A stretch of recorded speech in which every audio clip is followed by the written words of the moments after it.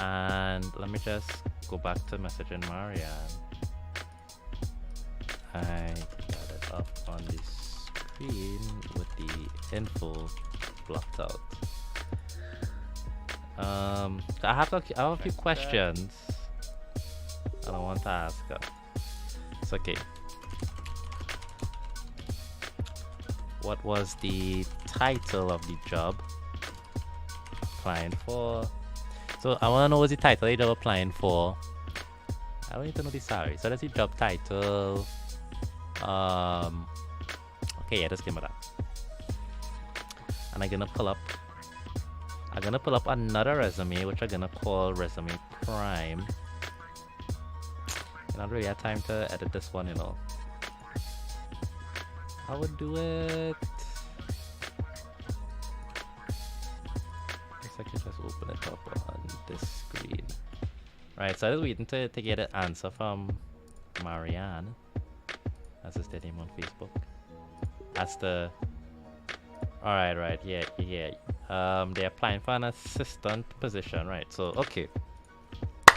I've been in the game. Alright, so this resume, and let's call them. It's a blend of assistant and receptionist type work. We will call them Mariana, since your name is Marianne. On Facebook, just call this person Mariana. Okay, not so big. All right. So the first thing is summary qualifications. That's a fine title. Well, the first thing is you want to put some.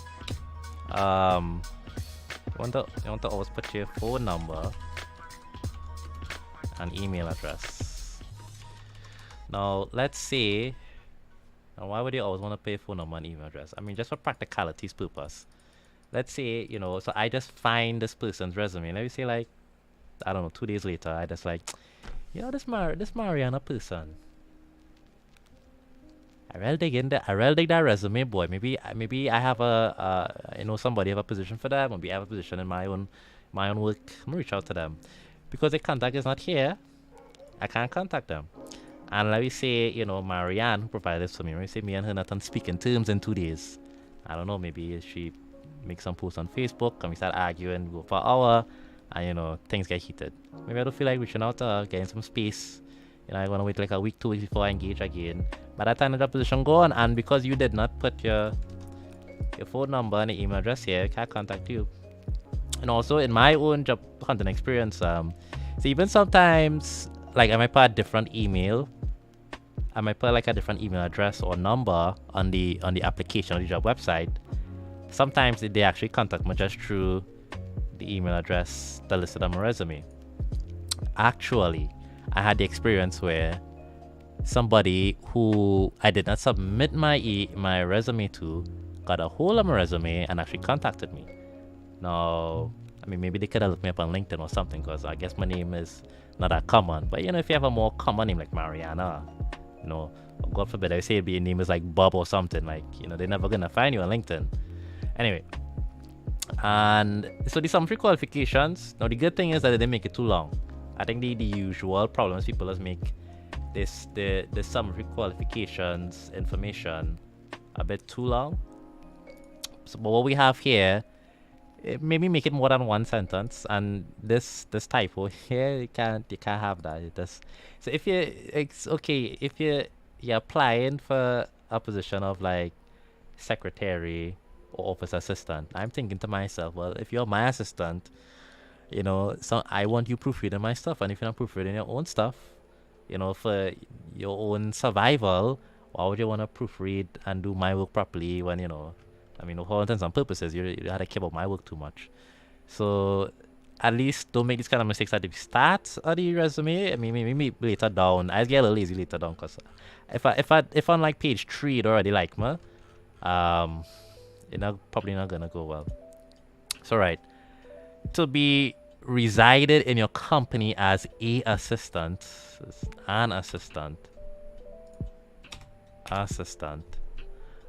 where I can apply my communication and customer service skills with an organization that is in the office sector. Okay, so in Microsoft Word, you can get the Grammarly attachment. So you could integrate Grammarly directly into Microsoft Word, and it will just clean up all these. I didn't even have to read it. I didn't even have to read what the errors were. I just clicked it, and you could see it reside right. It fixed that sentence. Actually, let me undo those changes. I'm gonna put like right. So all these changes here. So the first important tip is use Grammarly.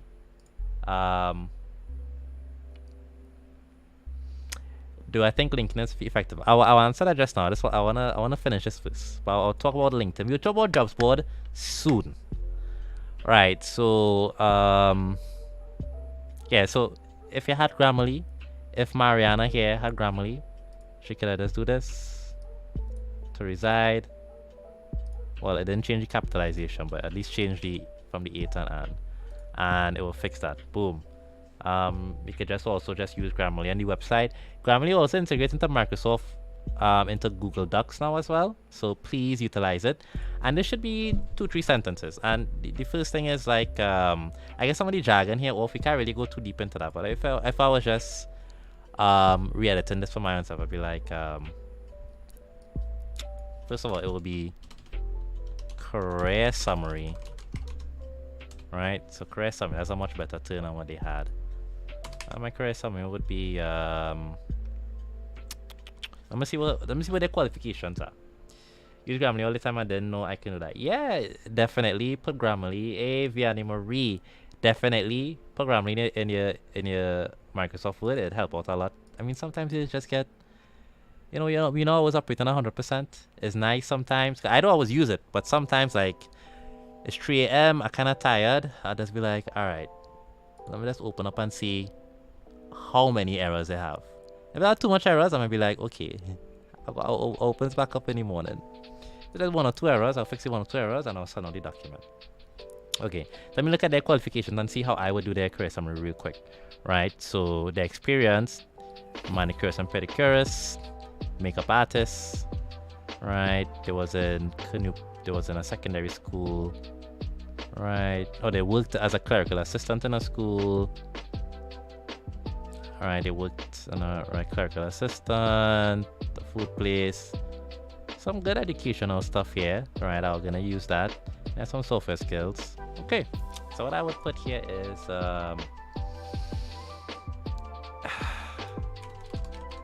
passionate. What would they be passionate about? They work in some makeup stuff. They work in schools. Okay, I'll put here. Passionate about education and passionate about education. Sorry, I was doing it on the spot and I had to do it like very quickly because we're on a live stream. Passionate about education and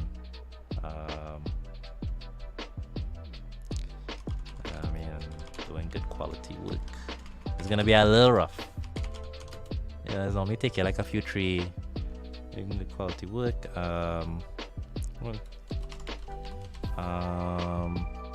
Seeking to work in the now you said this was the job they're applying to is in a doctor office, so it's not necessarily like, so they're just looking for a job, which kind of makes it a little more difficult. So they're just looking for a job. So what you probably want to do in here is just sort of talk about, now you want to talk about what you're passionate about, but you want to translate that into well, I'm passionate about these things, and this is what makes me a good worker, not necessarily about your interests. Where you want to say things that would make it look like, yeah, well, this person is a good worker in general, right? So seeking to work in the, so I would just healthcare industry.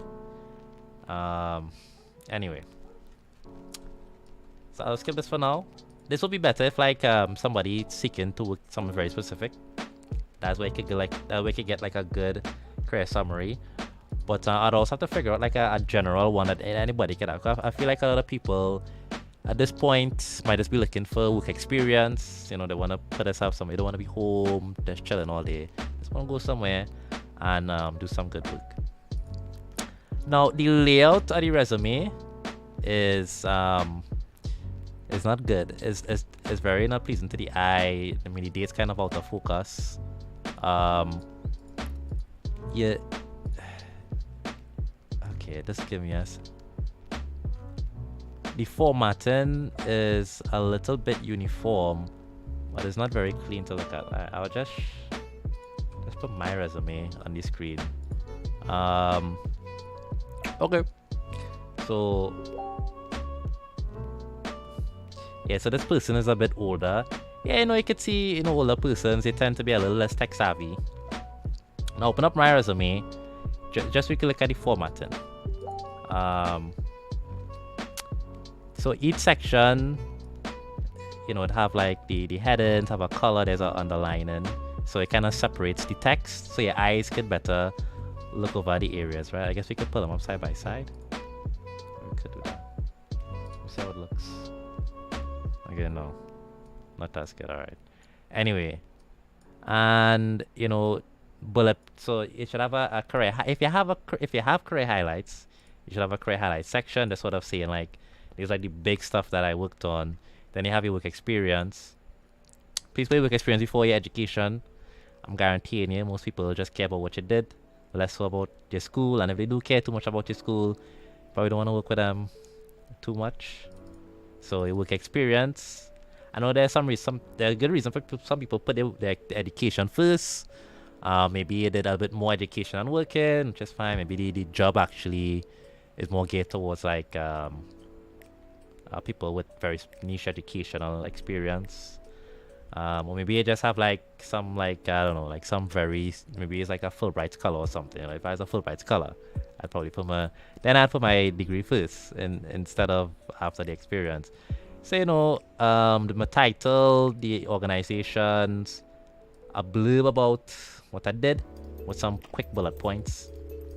Now the less prestigious the title, the less you should write about it.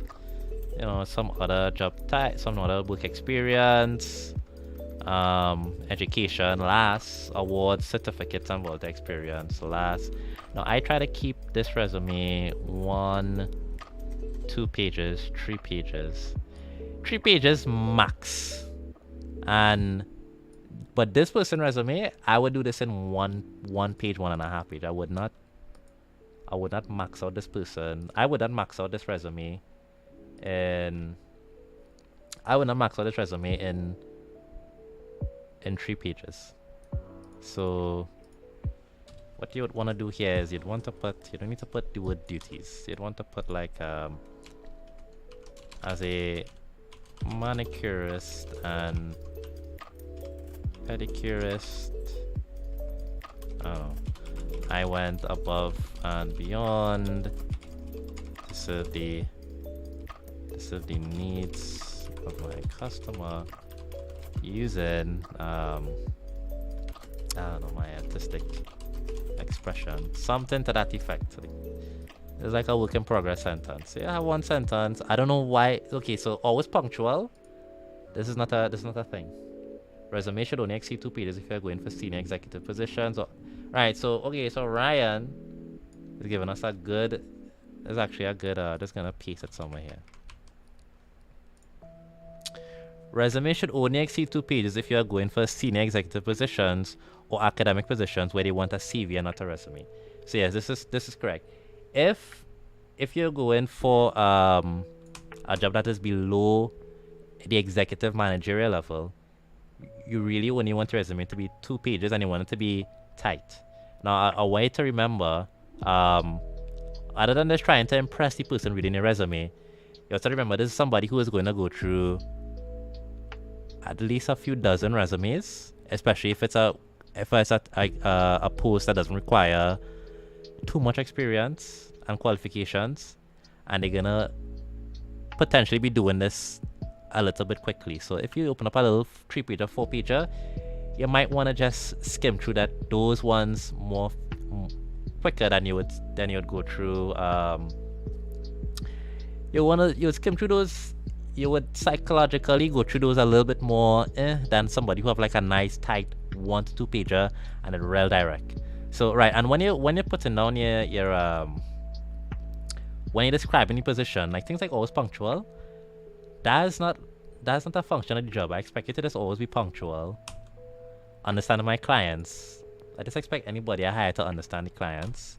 Proper documentation of appointments. Now this one is a bit, I guess a bit more into the job, but this is more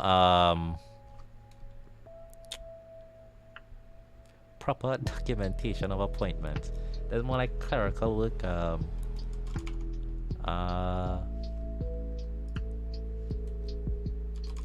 Serve the clerical needs of the organization for a team of 4 persons. You know, that's a bit more okay. Well, this is the clerical needs for a team of 4. I think to myself, I have a team of 5. This person could potentially do some of this clerical work. You know, or you know, in the doctor's office, okay, we have like 2 doctors working here. They did clerical work for a team of 4. Okay, well they'll be able to handle, you know, just our 2 appointment. And you know, if you don't have any, if you're not sure about doing the bullet points, just leave it out. Just describe the job and what you did, as opposed to just like fill in information. Cause there's nothing more annoying. Is 1 a.m. in the morning. I'm behind schedule because I have other work to do and I have to go through all these resumes. I'm on my 21st resume. I'm reading Marianne's resume. You know, makeup artists, proper scheduling of clients. That's gonna piss me off a little bit, and I'm probably gonna just be a little bit more annoyed going through the rest of it. So you wanna avoid little fillers like these, right?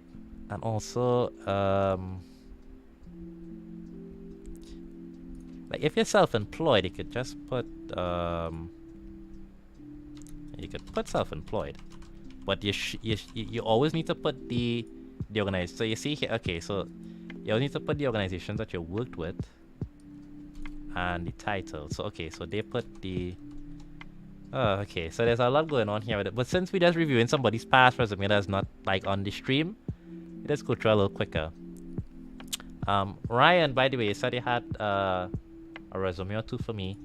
Send them when you can. Let's see, Siri Ram, right? Yeah, assistant LCA students. And also, yeah, I'd encourage you. I mean, everybody should have one person in their life. Oh, you send them on WhatsApp. Okay, thank you, Ryan. Everybody should have one person in their life who, you know, doing some kind of clerical work in our office for 5 to 10 years, you know? Give them a resume and said, hey, I need a little help with putting what are my duties in some business jargon, you know? Anything about asking for help is, no, if somebody comes to me and they be like, oh, Mika, I need help with my resume, and they just give me the resume, you know, that means, now helping them with the resume, that would means going through all 3 pages of the resume, editing the summary, the career highlights, the experience, the education, the skills, the volunteerism, editing the formatting. So this is like an hour of work, a hobby sort of thing. I'm gonna answer that question very soon as well, Marianne. Thank you. Keep posting them. Right. So if you ask me to edit your resume, I'm probably thinking that's like an hour, 2 hours of time just to do it like properly. But if you were to tell me, hey, could you help me make data entry into a full business jargon sentence? That's like 2 minutes. That's like 2 minutes of my time. So I'd be like, okay, yeah. So I'm more likely to help you there. So seek help. Don't be afraid to ask for help from friends or family who in those positions. But more specifically, ask for very targeted help on something that could take them under 5 minutes to do, you know? And maybe you just need to see them do, you know, and if you ask me for, I would probably just go through one or just all the jobs and just do the business jargon for you in like a 10-20 minutes, and from there, you know, you could sort of sort out your story. So proper documentation of filing in alphabetical order is such a manage the documentation and filing for the office, ensured all staff members were able to efficiently and effectively retrieve necessary materials. So you see, this is a more appropriate sentence for somebody seeking some clerical work, you know. And of course, maybe you may not be able to figure out how to translate your work. So one of the most important things, and we'll go a bit into strategy as well. One of the difficult things for persons is translating what you did on paper. This is the content I need on my Saturday work night. Hello, Brandon Serraro. Yeah, I open. I butchered that surname though. Sorry about that. So yeah, it's kind of bored. So I was thinking, go and play game on Twitch, or maybe see if I can help out some people on Facebook. And decided to go on Facebook.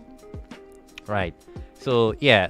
Right. So we still on the presentation on how you would word some of these things.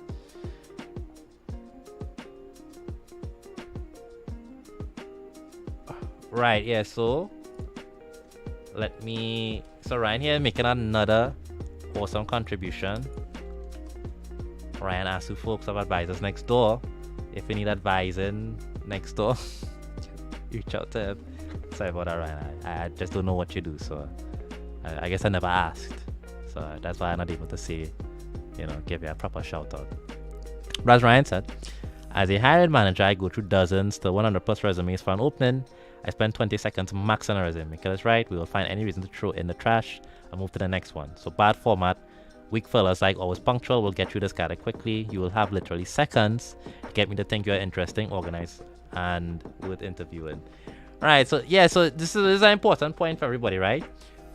When you are job searching, when you're applying for the positions, you have to remember the person on the other end is going to try to find Sai sent my next resume, pull through, thank you very much. Right, so the person is gonna try to find, okay, well, I don't know, I just reiterate what Ryan said. They're gonna try to find any reason to throw out your resume.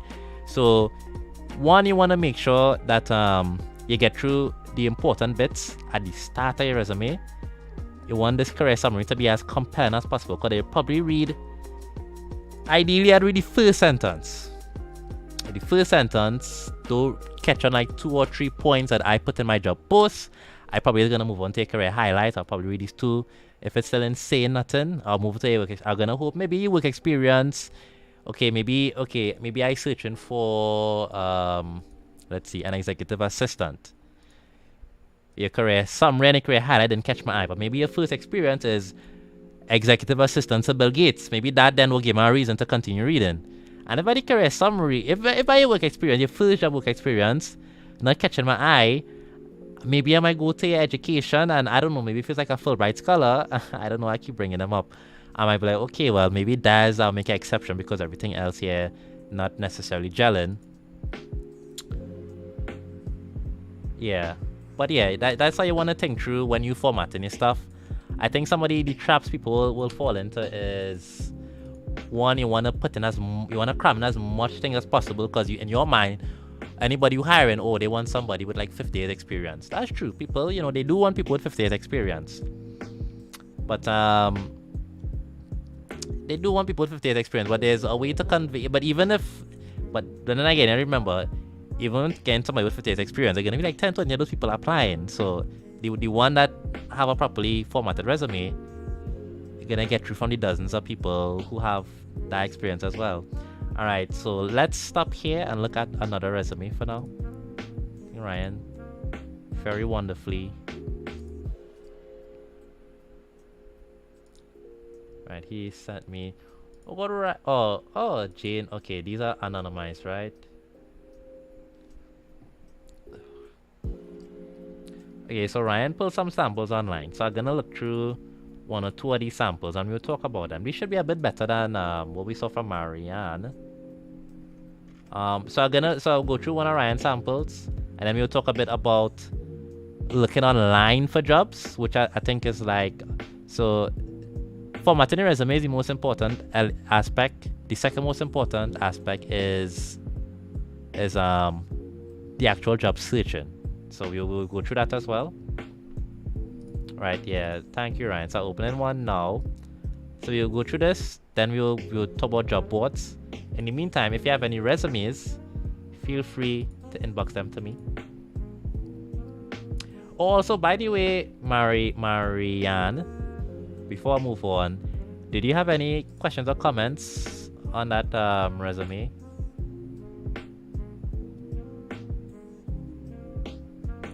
Gonna give you a few seconds before I swiftly move on. This is in case you had anything to say.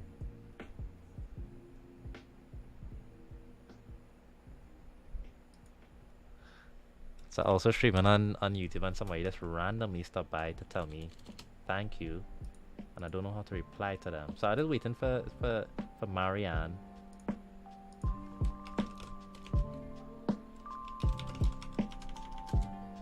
See if you have anything to say. Not really, and it was a bad one. Okay, yeah, so their resume was a bad one, and it's gonna be difficult for them. Now, eventually you will get a job. So I don't think getting a job is no, it's like the hardest thing in the world.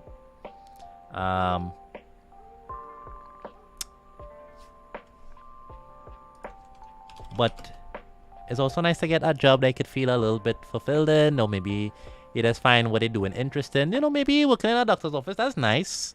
That's an interesting line of work. You might get to meet interested patients. You get to work with doctors. I'm sure that has its own little charm to it.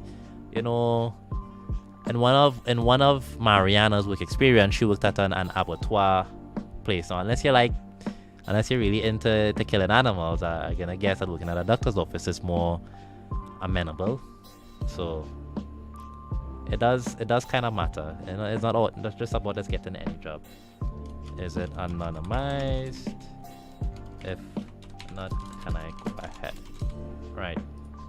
So this is a resume from the internet. Now, my first comment is gonna be on, should you have a design on your resume? The more creative the job, I guess, or the closer the job is to something creative, is the more I would say yes.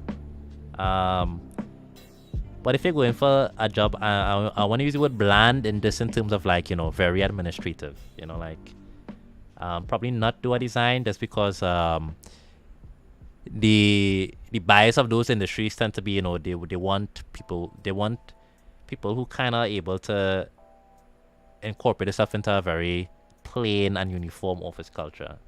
You know, there will be times where having a nicely designed resume will make you stand out, and there will be other times where it don't. I'm going to, and this is just gonna be my educated guess. My educated guess is here that you want to be, especially going for administrative positions, be a bit more formulaic and plain. Let where you want to stand out is in your craftsmanship of language, and you could work on craftsmanship of language by just asking one or two friends, you know, hey, you friend A, I know you like to write poetry. Could you help me with my career summary? Make it sound a bit sweeter. Hey, you, auntie, I know you work in an office for 10 years. Could you help me make my duties look a bit more business jargony? Right now I have a punctual and on time. Can you just make it sound a little bit like a little bit better, you know? Right, somebody asking, pictures on resumes in Europe. Some places in Europe, like, they require to have your pictures on resumes. Other places is more of a if you want to kind of vibes. In the US, do not put your picture on your resume. It is the US, I think it's like outside of Asia, it's like it will be the biggest market for I guess Caribbean folks like ourselves looking to get like a remote job. So craft your resume for the US market, which will sort of trickle its way down into to smaller European territories as well. So as Brandon pointed out, yeah, actually, Brandon said here, actually correct in the comments, in Europe, pictures and resume, yes. In the USA, no. But I would say, like, even if your job sitting in Europe, you can get away with not putting a picture in your resume unless you job specifically. I've seen some that said, like, you know, hey, put your picture in your resume. If they ask for it, then yeah, go ahead. So this will be like more of a bonus tip. You know, a lot of companies right now big into DEI, diversity, equity, and inclusion. So, you know, they actively want to have like a more diverse staff. I mean, there's a cynical way to look at it, you know, because, you know, we're just trying to get like SJW clout. There's also the other way to look at it where, you know, some businesses actually do realize having people from different experiences to sort of help your organization be a bit more nimble. So whatever is the right answer, whatever is the right answer. What was I talking about? Because I saw something in the chat that distracted me. He was talking about right. Yeah. So if it's the right answer, being a person of color from the global south or the developing world or the global majority, whichever term you want to use in your resume, and you should use those terms depending on the job. Those could actually be a good edge for you.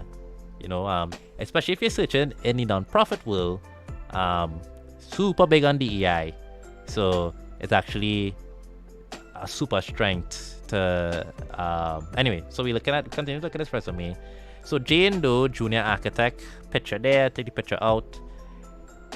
Oof, some things going on here. All right, so let me dive in. A strong believer in the ability of the architecture and research combined with design thinking for strengthening our societies and having a positive effect on the world. Only together can we build a better future. Therefore, my communication and team working skills. So, okay, there are some errors. There's some grammatical errors in this, but this is just like an online sample. But this is better than Mariana's that we saw earlier. So let's look at some keywords here. So this is a junior architect position. They talk a bit about architecture. So they talk a bit about architecture and a bit about, this is more about our only together can we build a better future. That's more about their own personal philosophy. I would just, if we're going for a junior architect position, I'll probably just stick to talk about architecture. Maybe if you want to talk about vision, maybe you could just said, I vibe really well on teams or something. Of course, not phrased that way. And I'll also rephrase this: a strong believer in the ability of architecture and research combined with design thinking for strengthening our societies and having a positive effect on the world. That is okay. I would talk about the effect of the world in a second sentence. The first sentence is gonna be something like okay, I'm just gonna spitball a sentence out here. Experienced junior architect, personnel with a passion for this specific type of product, with a passion for designing skyscrapers, having been mentored by skyscraper designers out of the LA area. So in that one sentence, I get a few things out. Well, I like the work that I do. I've had experience in it before, and I've also worked under persons who is very experienced in that work. I said the specific type of architecture. I said tall skyscrapers. Let's assume that's a type of architecture, so specificity. And also I've been mentored, which means one, I'm coachable. So that shows coachability. It shows that I probably a fast learner, and also that people with more experience find an easy time working with me. If I'm going for a junior position, that's gonna be important because if you're hiring a junior officer, it's gonna involve training and somebody that's gonna have to work in a position of humility. So you want to show that, I'm able to do that. Skills. You could put core competencies. Core competencies are important for. Ryan, that's correct. This is not a good career summary. You're correct about that. And it's also filled with errors. But I was just saying, so I did that when I rephrased it. I talked about what they liked. I talked about what they actually focus on, and I talked about their experience working with others as well in that one sentence. But we won't spend too much time on it.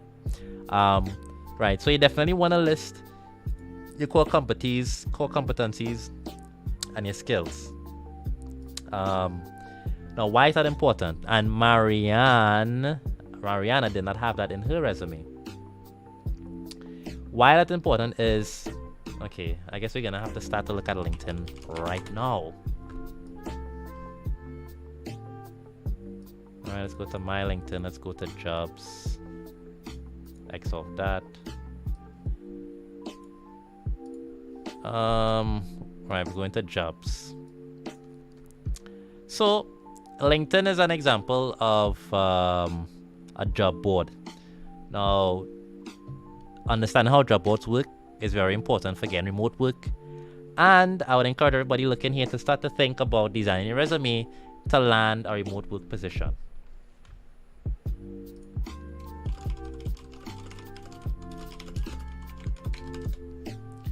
Now, your skill section is important because when you put your application in one of these, so I'm gonna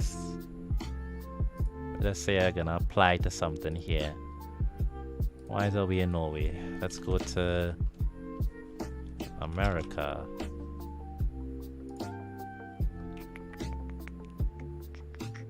Okay, business coach, right? So if you apply through these websites,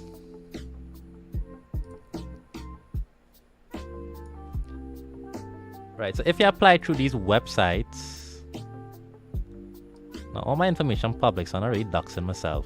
Right, you would upload your resume either in a PDF or Word format, never as a JPEG file or any sort of picture files. And what the software actually does is, I don't really want to open up because I have searched for employees on LinkedIn before, but I really want to show that side of it. I'll do that another day. What the software does, especially more advanced ones, what they do is they actually go through your resume and look for keywords. So they might actually say, hey, this person has these keywords in the resume which line up with keywords that the person inputted, and it will sort you through. So the better your resume is designed at matching against certain keywords for the job, is the more you will stand out to more companies. One thing to never do is rank each of your skills. Right, applicant tracking system. Thank you, Ryan. I had it in my mind, I didn't even mention it. Never rank your skills on your resume. Let me think about it. We going back into the mind of the person going through your resume. Your resume is number 33. They have 100 to do tonight. It's 10 p.m. They just put the child to bed. The husband, they had a little fight early in the day, but things cool. But you're still kind of pissed off and well, everything alright, but whatever. In a little bit of a mood. I don't know why those treat them so. It's a long, stressful day. This due tomorrow. You had to go through 100 of them. You are number 33. This is Jane Doe. You're going through the skills. Now, Jane Doe has already presented for you a ranking of their abilities. Now, if you just put your skills, presentation, active listening, perseverance, teamwork, now these aren't actual skills. Written and oral communication, creative and problem solving, I am just going to take that as is. These are your skills. Now, if you start ranking them, that is going to now have me thinking, oh, well, you're not really all that good at these two skills. Psychologically, I'm going to focus on these other skills. And I'm going to think, well, why are you at only 75% at written and oral communication? Like, what has happened that will necessitate that you specify that? So don't ever put especially if you do something crazy like 33% creative and problem solving. I'm like, bro, what do you mean 33% of anything? Like, don't do that. Don't ever do that. And of course, so Jane Doe has the same problems of active listening is not a skill. I'm expecting everybody who are higher to just be able to listen. I expect my friends to be able to actively listen. Okay, if I have an polite chat in the middle of the road with somebody, I expect a random stranger on the road to be able to actively listen. So why would you put a skill that I just expect the bare minimum of anybody who is above the age of 18 years old? Don't do that. Also, an important thing. How you qualify your skills is going to be different from how the person reading the resume qualify your skills as well. So your 75% in written and oral communication for architecture firm, that's probably their 100%. And all you did was put your 75% is their 100%. All you did was potentially lower in scope your abilities when you actually had a bit more than what they need. So you might, so okay, let me say, all right, I don't know. You might put like, let me say, going, I don't know, for like I don't want to go to my train of thought. So let me go. So work experience. Now I don't know if it is a personal taste. I don't think these resumes. Okay, first of all, the Instagram. Okay, well, this is a junior architect, so the Instagram here makes sense. But they have the email, the number, the location. We'll talk about locations soon, but not right now. We'll talk about locations and the website. So this is good. I think these type of resumes where it's like the sort of creative, thing sort of section like this. I think outside, I think if administrative work, it doesn't translate as well. Maybe for architecture firm, this might be good because there's some creativity involved here. These are the resumes I could see it working for like creative types of job posts, but anything that is meant to be in a very kind of corporate-y environment, maybe more times than not, it's not gonna be the best. Also, it's sometimes a bit hard to read. Just think about just like all the information is kind of jumbled into one space. My eyes kind of having difficulties just like moving around. If you have a kind of simple, when I'm going through this, I'm going through one stage at a time. I'm gonna read this, then I'm gonna read this, then I'm gonna read this. I don't have to think about where I'm jumping to. I just kind of know where things are. It's in a line, easy to follow. Right. But anyway, the experience, the title, the company, the dates, develop and executed online, social media, and print marketing strategies for new projects, participated in all phases of design and construction processes on 6 major projects nationally and internationally. This is much better. So they failed here with a lot of spelling mistakes and not having a good summary, but the breakdown of what they did is pretty good. Participated in all phases of design and construction processes on 6 major projects nationally and internationally. A lot packed in that one sentence. I know you did national and international work. I know you did 6 major projects. And I know you worked in all phases of design and construction. Now, this is for an architect firm. I'm gonna assume architect firms only work on architect projects, so you don't need to specify. Let's remember, if you're in an industry like management, project management, administration, stray away from like generic terms like maybe project. Maybe specify. So if I'm applying to a media firm that does advertising projects, maybe in my resume I want to say advertising projects. I don't just want to say projects. Could you tell me a project that could be an advertising campaign, or it could also be building a school? So well, of course, be vague if you don't have like very specific experience. So have a vague crafting of a general resume that you always just have on hand for like your Hail Mary. I just send this resume out as a Hail Mary into the universe. If you bounce up a job that's like, hey, everything that they want, I literally have done this over the last 5 years. Be more specific with your language. Right, so let's go education. Right, this is okay. I don't have too much to say about education. I had experience where like people don't even really ask me about education. I don't know. I think like in more contemporary, for more general jobs, I think like you don't need to spend too much time on your education. And once you build up like compelling career summary and work experience, people will want to talk about that more than they talk about education. So in my experience, everybody's always asked me about the work that I did because I was able to pen it very beautifully on paper. So that they very rarely would they ask me about my school because they're like, okay, well, wow, I saw you did this and I saw you did that and you said you're able to do this. Please tell me more about that. And at some point we'll talk about interviewing techniques. But for now, most people sort of gimping themselves with just getting a call for an interview. Right, so Ryan said two column designs are a no-no. Yeah, I agree as well. 2 column designs is just okay, and also technical skills. technical skills are the only skills I want to know about. This could be completely erased. This is the only skill section you should put down. This is good. Graphics. I think maybe I would say you don't need to describe the skills. If you're going for an architecture firm and you said well, okay, this the section of each skill. You could remove the sections and you could just list the skills under competencies or skills, right? Languages, okay, well, okay, languages, ranking your language is fine.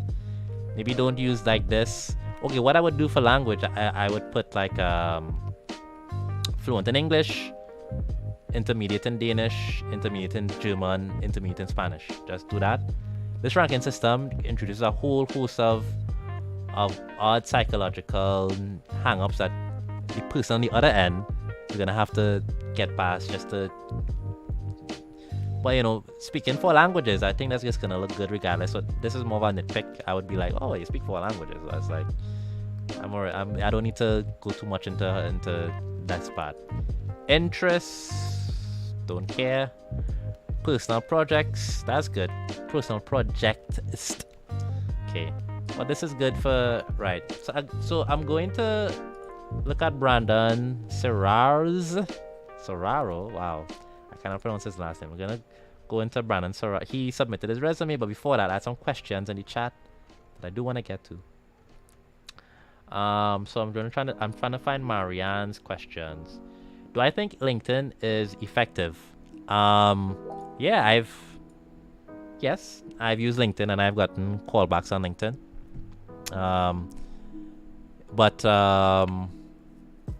So it is effective. It's just understanding how to use the different job boards and some small little tips and tricks I will show. All right, the next question is right, appropriate to, what are the right? So the appropriate sections in a resume.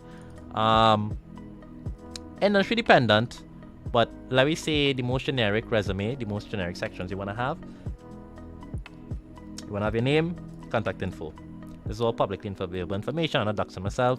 You want to have your career summary. You want to have your career highlights. You want to have your work experience. Then you want to have your education. And from there, you can go a little freeform based on yourself. If you have any awards, put your awards. If you have certifications, put your certification. If you have volunteer experience, you put your volunteer experience. For some jobs, it is appropriate to put your hobbies. Let's say you are applying for a job that is a lifestyle company. Let's say they sell rock climbing equipment, fishing equipment, etc. Well, you might want to put, hey, interests include sports, rock climbing, fishing, hiking, endurance running. So yeah, if I'm working in that type of organization, somebody whose interests are aligned with the product of the organization, for sure.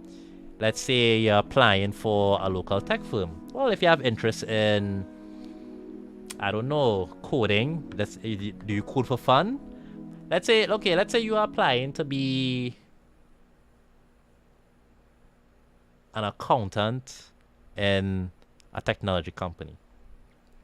But as a hobby, you do coding for fun. Yeah, that's gonna look good. You're an accountant, I don't need you to know to code, but it's nice to know that you could sort of gel with the people in the organization. Now, what that's gonna hit off on? That's gonna hit off on would you have an alignment with our mission and product? Would you be able to gel well with the team and have interesting conversations, which will lead to like a good team dynamic? That's when you want to kind of put your hobbies in. I don't put my hobbies and interests because I don't think I necessarily need it. Because the type of work I do in the nonprofit world, just if you, let's say you're working on environmentalism, just talk more environmental experience will give you that sort of passion for the organization that you're going in. Right, next question.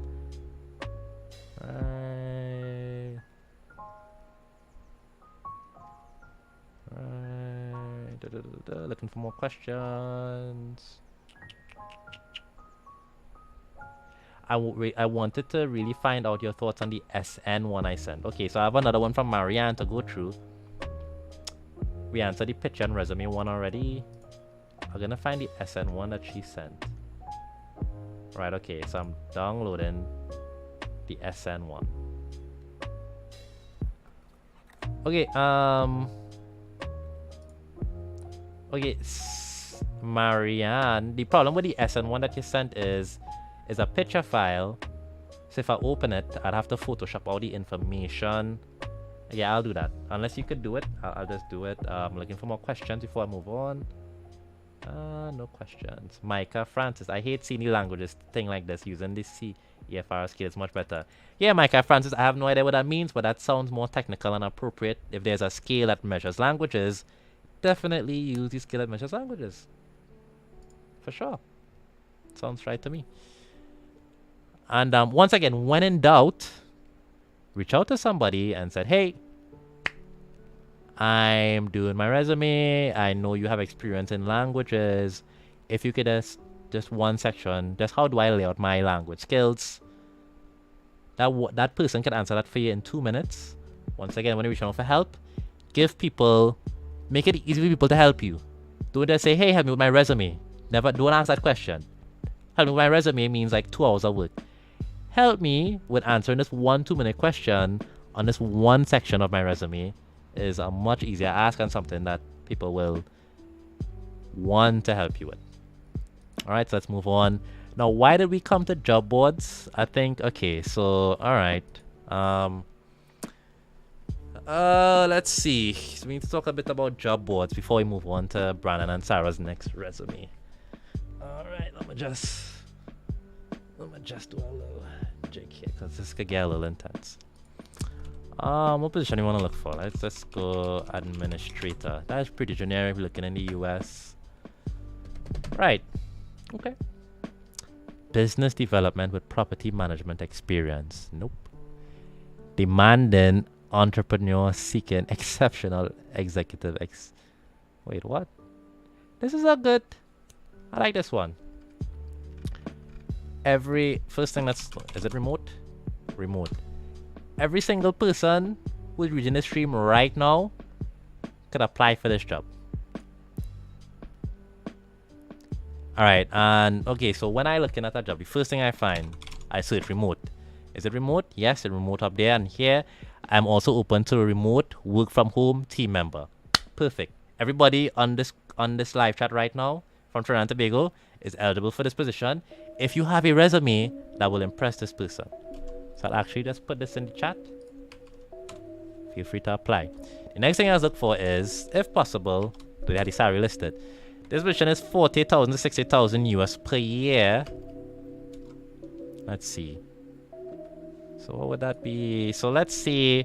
Now you're from Trinidad and Tobago and you're remote, so they'll probably try to lowball it to the 40.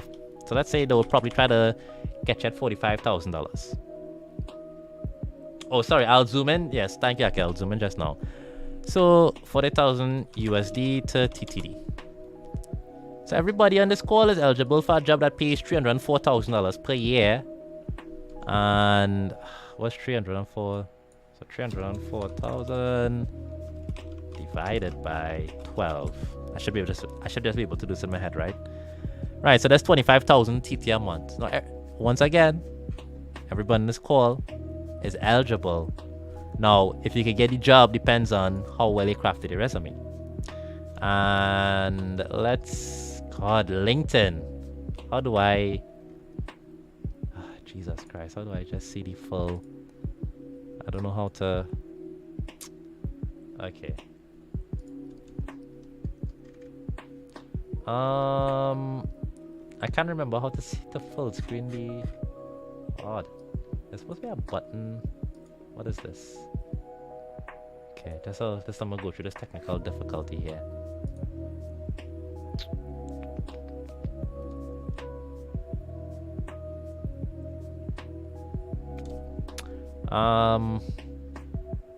Okay, I don't use to be honest, I don't use LinkedIn too frequently. Maybe about 10% of my job searching. So I can't remember how to full screen. Okay, let me see if I do that. Full screen it. Alright, yeah. Okay, here we go. Thank you, Brandon, but I found it before I needed help. Right, so the first thing, right? Next you want to just skip straight to right. The first thing you want to do is you want to go to qualifications, because you want to see Does it even make sense to me to think about this job? Requirements: English first language, North American based, qualified. At least 2 years previous experience as executive assistant or digital CEO. Not qualified, but these, we talk about this in a sec. Very good understanding of how online digital business works. Excellent knowledge of travel point systems, airlines. Excellent vision on communication, master organizer, proactive, tech savvy, resourceful, excellent time management skills, strategic planner, detail oriented, problem solver. Man, this guy wants everything. Fast learner, critical thinker, great listener, discretion. Okay.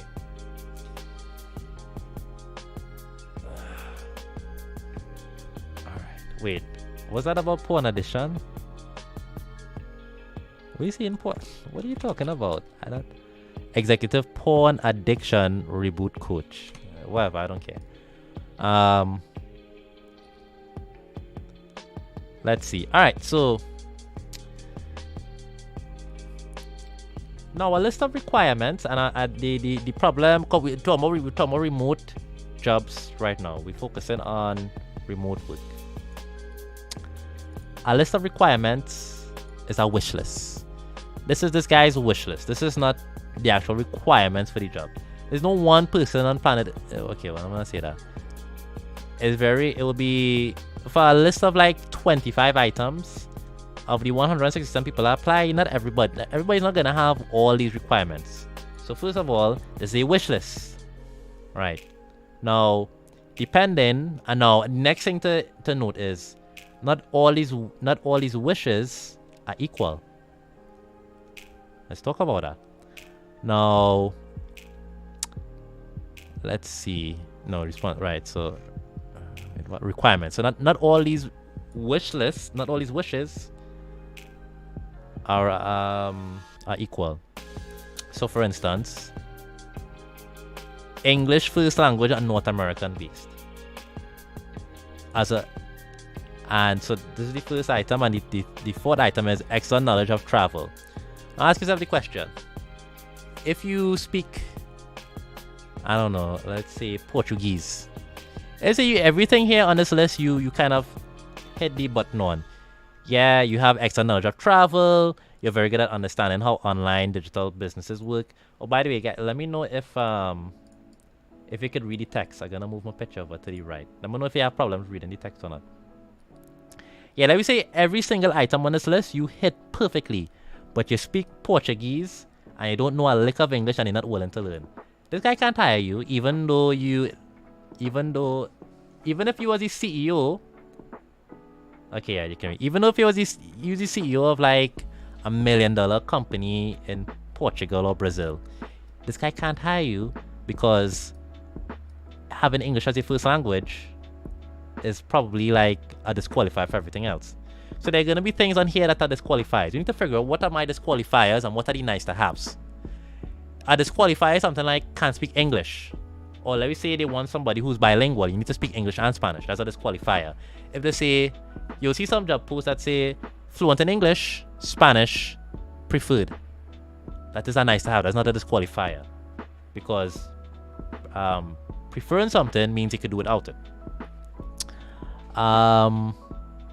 At least 2 years previous experience as an executive assistant to a digital CEO. Now, 2 years experience as an executive assistant, that's probably a requirement. To a digital CEO, that's a nice to have. If you had 5 years experience with somebody in Trinidad and Tobago, somebody who does not have experience as executive assistants, you will probably be more ahead of them in that job. Very good understanding of online digital businesses works. I would say this is something you could probably learn on the job, so this is something like a nice to have. If you present yourself well and you seem like a competent individual, a lot of these things will be willing to be like, well, maybe they have this related experience, and I could probably get them up to scratch on this online thing in like a month, you know. Boom.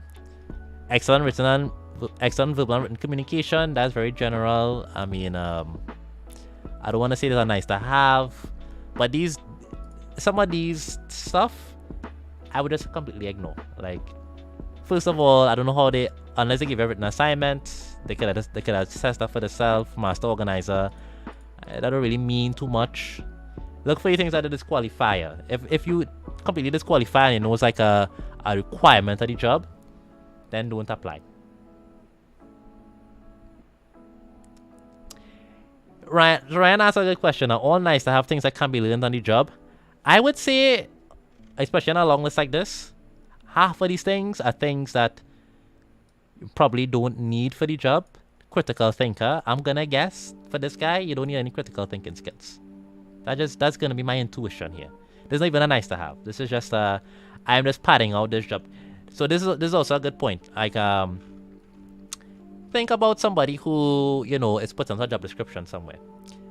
As much as you are constrained by certain requirements of job searching, they are also constrained by certain requirements of job posting. So they're not gonna put out a job post with like 2 requirements. Because one, it looks a little weird. It might make them look a little lazy to their peers, and if they have managers, it might make them look a little lazy. If people are looking over their work, they might be like, how can they put out a job post with that is like 5 sentences long?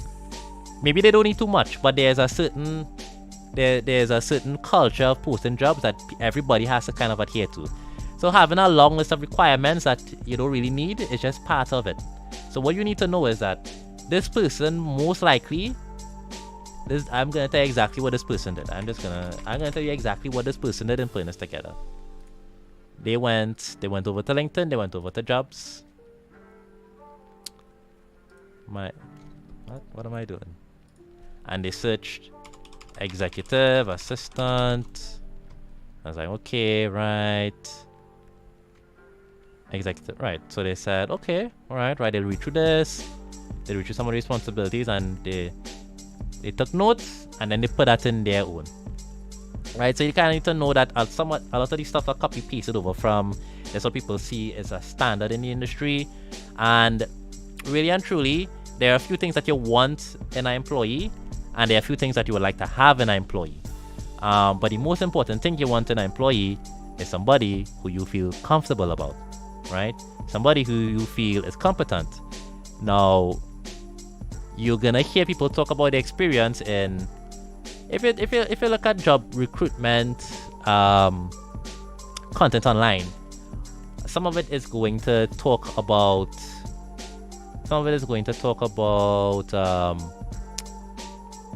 going behind the system. You reach directly out to the CEO, you send him a real good email, and you try to convince this person to go past the system and see you as an individual. The reason that's even possible is because, you know, these requirements is really like this is what I want, and what they want also changes over time. So maybe as they start interviewing candidates, what they want is like, well, you know what, we thought we wanted this, but everybody who came with this one skill, it didn't really seem like there's a good fit here. So maybe that skill is not even, I don't even care about it. So listen, this guy has 167 people who applied, right? He starts reaching out, he starts having interviews. He starts to talk to these people, and then he kind of realizes, you know what? Everybody who I talked to that needed how to understand online digital business works, they did not impress me. So he kind of, in his mind, he's already adjusting. Well, maybe I don't really need that anymore. And what's gonna happen is you're gonna see this and you're like, oh well, I never did this, and you're gonna not apply. But for all you know, by the time you apply and he look at your resume, he already don't even care about this anymore, because he meets some people and he realize, I really just kind of care about people who could talk well in these interviews, because I talk to these people, they have all this stuff, but they can't even, they send me emails and they can't even write properly. So maybe I just want somebody, maybe I just need to focus on these 1 or 2 things. So Ryan asking me, some posts have must-have requirements section. Should you still apply if you don't hit all the must-have requirements? So I have private answers to these questions, and I have public answers to these questions. My public answer to if you should ignore a must-have requirement section is, it kind of depends. It depends on if in the interview stage you can convince these people that what you have as a replacement to their must-have is adequate. So just remember, an interview process is not just about you sit down in a room and just being a sponge and just giving boring back and forth answers. An interview is a negotiation, is a dance. They're trying to get certain information out of you, and you're also trying to put certain information in their mind. So, hey, maybe, I don't know, think about it this way. Let me say you are, in an industry that this might make sense in. You are a upcoming filmmaker, You make a few short films, you're pumping on social media, your things getting hundreds of thousands of views. You're trying to go and work in a studio. The position you apply for, they have some must have it. You must have this degree in filmmaking. You must have 5 years working on these types of films. We want somebody who coming in working on horror films. Now you don't have any of that, but you did some comedic stuff that vibe with the people, and this job is a perfect alignment with your career path. I would encourage you, apply, and if they happen to read your resume and put it through for the interview, make a case. Say, hey, I just want to be upfront. I don't have the horror experience, and I don't have the film degree experience. But here's what. I've been following your studio for 10 years. These 5 videos that I did about these comedy videos, they're actually inspired by these 2 videos that you all put out back in 2015.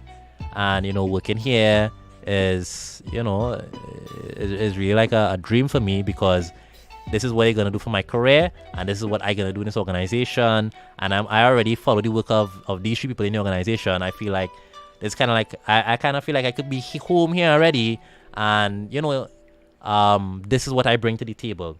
So there's room for that. And also as well, sometimes always remember people on the other end make mistakes. Also as well, the person who put this together, who put this post together, is not the same person who is going to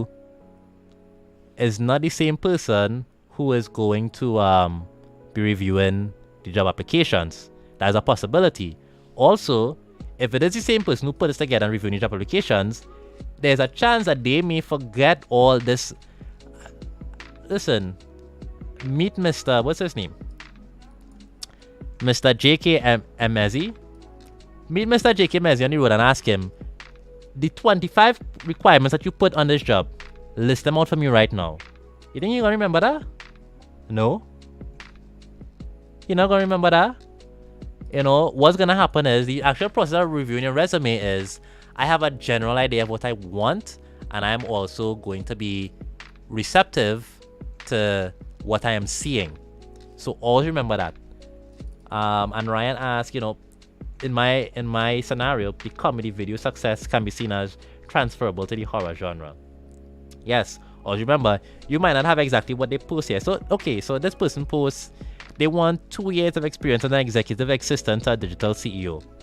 Maybe you have 5 years working in an office close to the CEO. But hey, I have worked alongside the office of the chief executive officer of the company, and this is what I did alongside that role. And alongside meaning I didn't work in the office or as an assistant, but I work close to and I understand how it operates. You just want to show them that even though you haven't done it, you might understand how it works, right? So requirements are a list of wishes, and you could get around a list of wishes. Let's see. Actually, I've done this as well. There was a job I had applied for in the last 3 years. It was supposed to be a temporary remote job. Actually, no, it wasn't even a temporary remote job. They wanted somebody based in Los Angeles, right? No, not Los Angeles. They wanted somebody based in Washington in the US. And I applied. I don't live in Washington. I don't go in there. I have no plans to. And we did some interviews. I was a good candidate.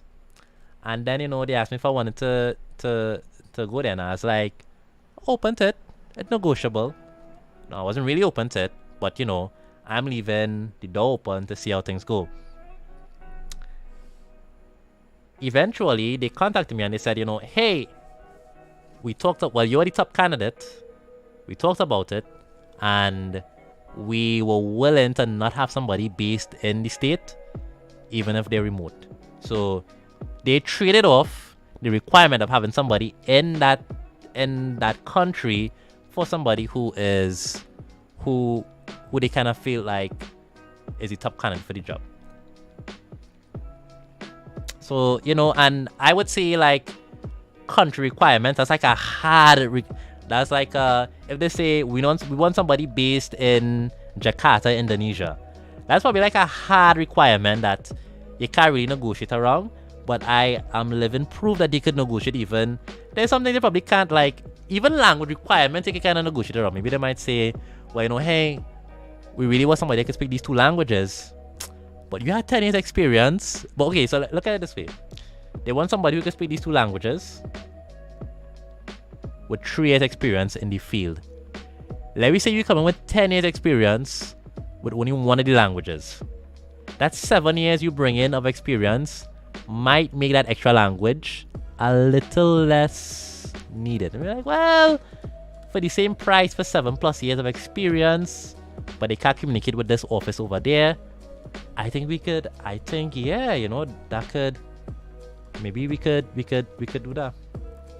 Right, and Ryan asking, should you take the list of requirements and reshape their content in the text of the resume? Here's my advice for that, Ryan. Unless you decided to do now, my advice is always to do a scattershot approach. You want to send out your resumes efficiently as possible. I have a method where I send out my resumes in under 3 minutes, and I put to the side job posts that require more than 3 minutes. If it's 3 minutes and I'm not feeling it, I'm not going to apply.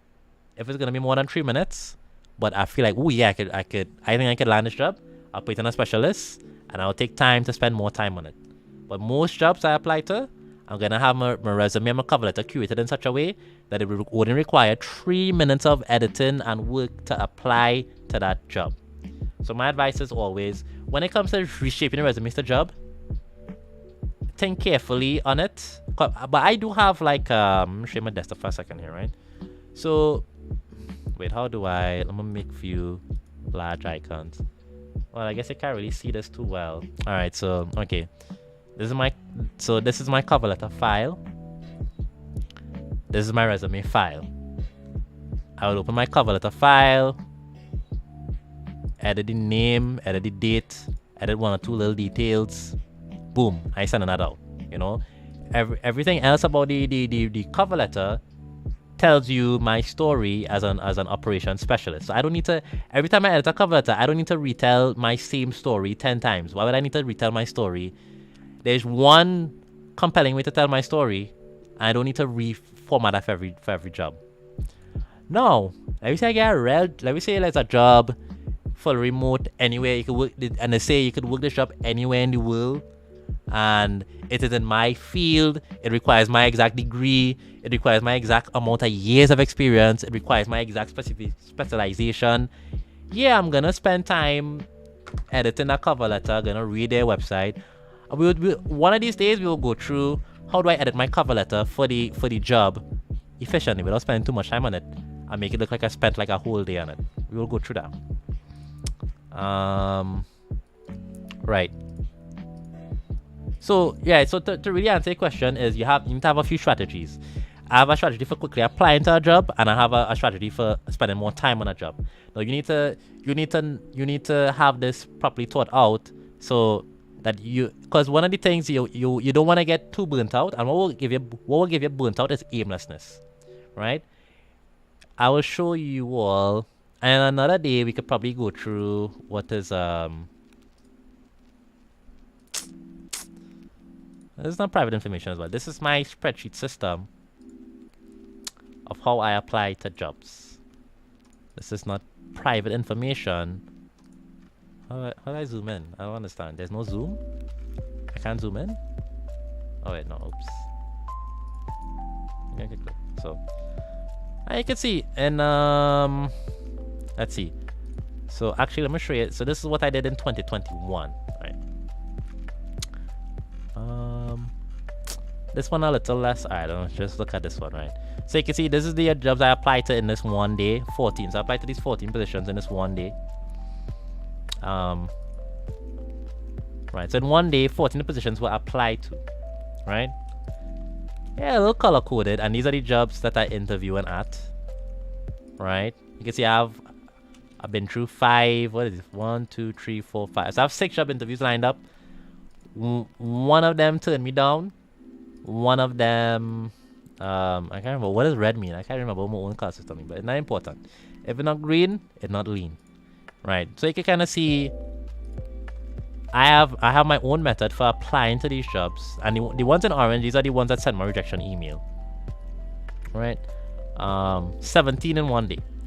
So now this could burn you out if you're not. Now you can see now every day I spend doing the same amount. 21 one day, 11 one day, 7 one day. You can get burnt out if you're doing this very aimless. Love the 2022 chat. Yes, I. Wink wink and a nod. Right, so you can get burnt out. Now my advice to, as you can see here, 237 applications sent out. I think the most important part of this job searching is not getting burnt out, because it's a trial and error game. All right, it's not because having a good resume is easy, understanding how to job search effectively easy. The hard part is the trial and error of waking up every day, sending out them resumes, reading the rejection emails, preparing for the interviews, and doing it all over again. That is the difficult part. Everything else here is easy. And in order to do that, have a system where you decide beforehand, these are the jobs I will apply to very quickly, and these are the types of jobs I will apply to in a more careful and concerted manner. Right. So we still talking about job boards, and I'm gonna go to another resume soon. Ryan says in the chat, when I was younger, I got really burnt out and frustrated because for each job post, I would write a new resume and cover letter tailored for the job. It would take me days to prepare, and get it ghosted used to kill me out. Yeah, oh boy, yeah. I would say no, this is a whole. Why I tell you, here's a whole system I designed over 8 months. I was job searching in the past 3 years, and the first 8 months, I had to kind of figure out a lot of things. And yeah, the burnout was crazy. The burnout was crazy. It's when I was sending out less applications and going through less interviews. When the burnout became manageable was when I was sending out the most amount of applications, going through the most amount of interviews, and getting the most amount of rejections. And why is that? Because I had a system that I had figured out, and I could reliably go through a method without having to figure it out each day, having to be like, okay, man, I have to redo everything from scratch. But anyway, so the requirements, that's the only thing I need to know. I need to know the job title. I need to know the requirements. You can go through and see, well, do I actually like this company if you want, if that's something that you care about depending on the industry. Looking for a highly organized, detail-oriented individual to fill a unique set of needs. I'm the busy owner of a popular online addiction recovery coaching program, and I need someone who has the skill and motivation to make my life easier. You kind of, most times, the first sentence will kind of let you know if you want to work here. The rest of it is, this is just fun reading. Now, I mean, I do a lot of reading, but reading job posts I find to be tedious. I'd rather read a book or something related to work. So I really just want to know the most important detail, and I would probably not read the rest of this. So where you going? Okay, let me just find a random section. Some people see me as cold, too blunt, or short in my interactions. I don't care. All that said, you must be the type of person that thrives in a fast-paced environment. Whatever. The perfect person for this job position looks for any way that might help them make the day easier. The perfect person is me, and you'll see that when we interview. So why would I need to know that? Okay, the role as executive assistant to the CEO, your role will be centered around, I already know what an executive assistant does. Why would I need to read this? Responsibilities. I kind of know what an executive assistant does. Who cares? I would say sometimes when I would read responsibilities, so if I do my heal, my scatter shot approach, my spray and pray, when I just applying to as many jobs as possible, I would not read responsibilities because the job title should tell you that already. And I would read this if I really want to curate my resume and cover letter template to the job, that's when I want to read this detail and go through it. But we will go through that another day. So for now, I'm gonna put a pause on job boards because there's a lot to say about job boards. It could take like a whole session. We'll get back to it. I'm gonna put this one in the chat once again.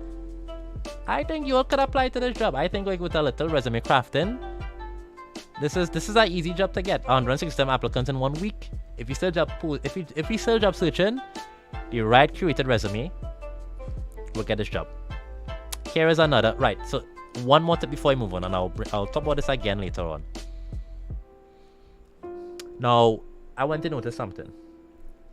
I hit Control F on my keyboard, which on a browser brings up this window for search.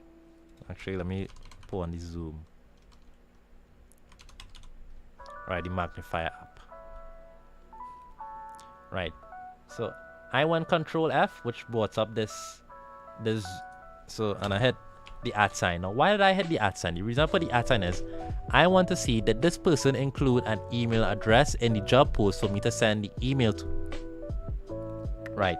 Now, most people, and I can tell you this from experience as somebody who has done extensive amounts of hiring. I've been in the hiring manager seat, so I understand how this works. Most people will click this easy apply button, which you should do. You should hit the easy apply and send out the easy apply application. Just do that, right? But you can see this card, this person right here. So if you think you might be the right person for this job, send your resume to oops@elevatedrecovery.org, and more importantly, a cover letter.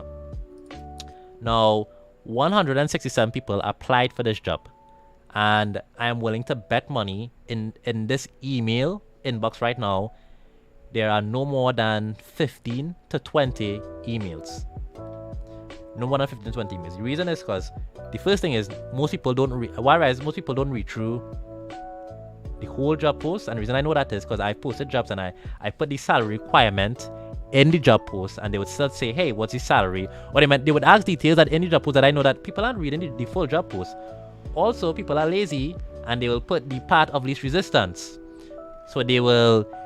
This is the thing as well. This is what will set you apart from people. Most people, they're not thinking about the process of job applications and what does it mean to be one of among 200, and what does it mean to be on the other end looking through 200 job applications. What most people aren't really studying is that everybody else is clicking this easy apply. Maybe they know that and they just kind of jaded and they don't care and they're not trying to figure out how to put themselves ahead. Because it's hard to kind of figure these things out if you haven't been on the other side. Most people will do the easy application and they won't look to see if there's an email address. Here's another thing.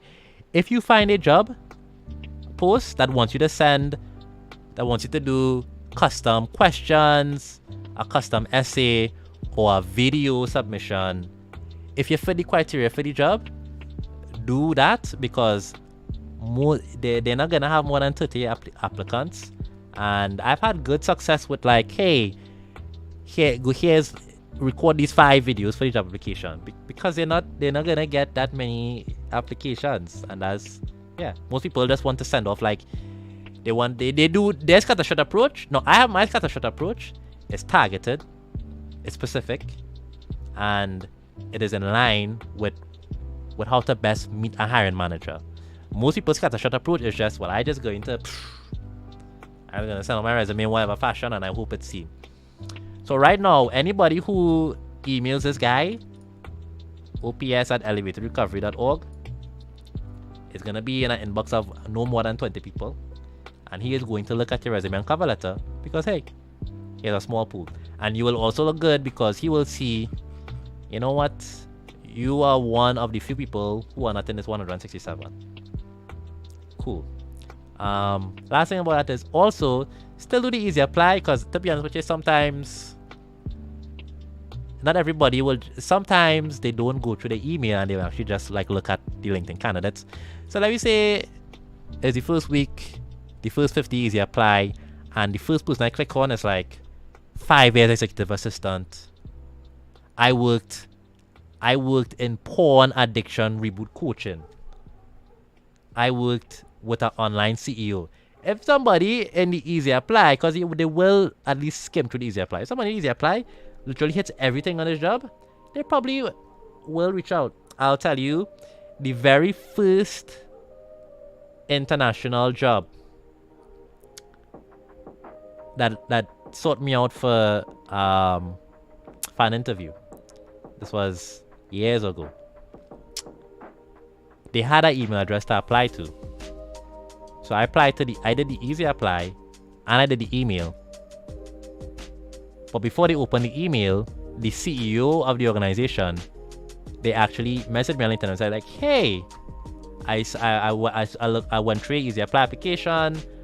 Really interested in meeting. Make sure you send the email.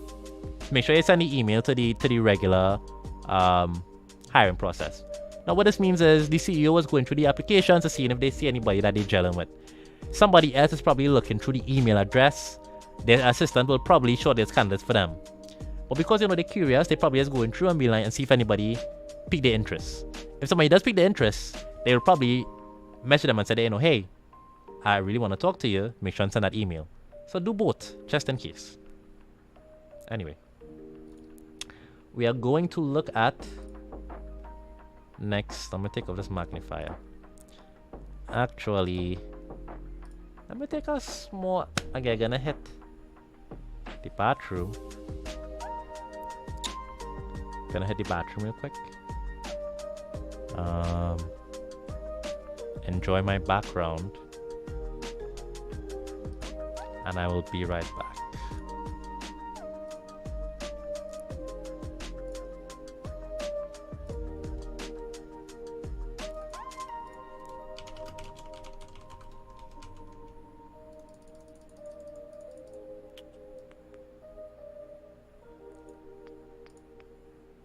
Oof, what's this?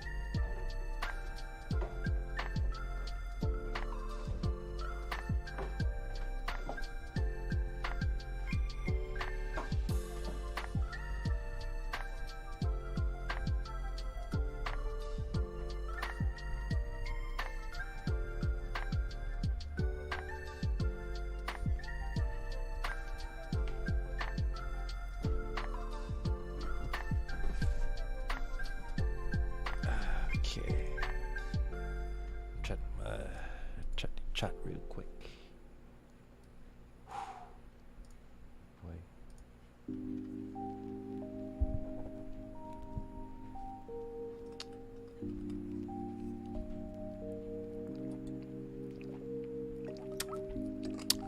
Nah, not too good. Listen, I will show you all.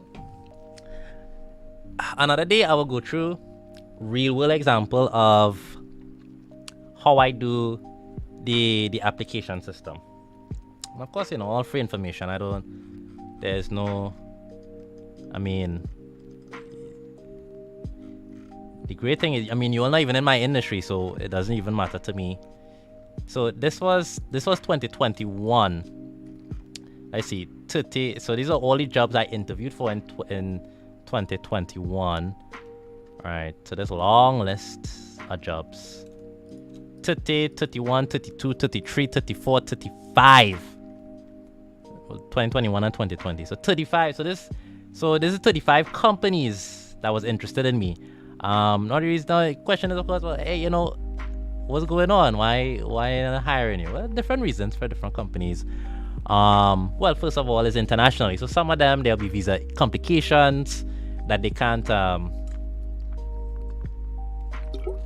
I know what. If you was in my industry, I would be aware of your presence. The niche part of my industry, that is. Right, so there's a lot of visa issues sometimes that will get in the way, and then, you know, I mean, there are other qualified people, so maybe sometimes they just don't get the job.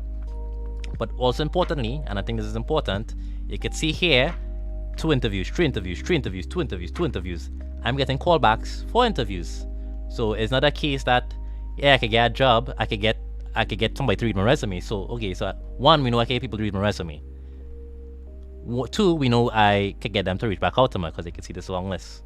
3, we could see that once I interview with them, they want me to come back and come back again and come back again. And I land a few jobs, so you know as well that I could go through the full process,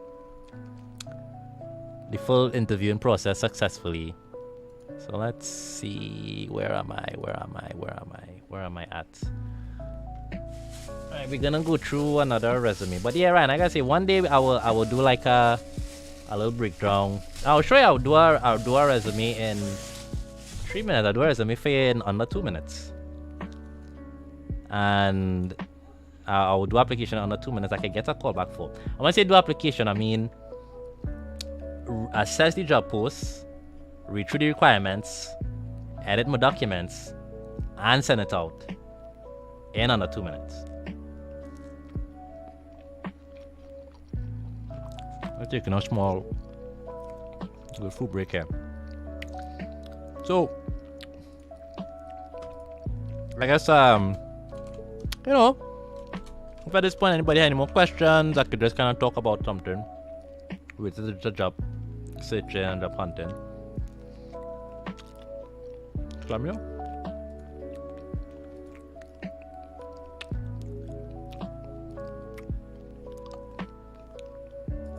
Anybody had a question above? Brother, leave me alone, please. Listen. Bananas while streaming, superfood. You want to eat something, you want to eat up your hands, packed full of nutrition, and eat it quickly. When you have like a bowl of cereal, or long a gyro or something, madness. A banana. Go and eat this bad boy in under 2 minutes. Just like my job posting. And I'm back to it.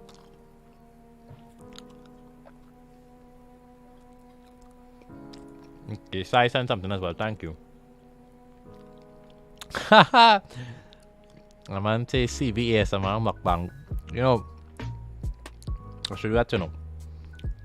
Brandon, let's give him a $1 million YouTube idea, you know.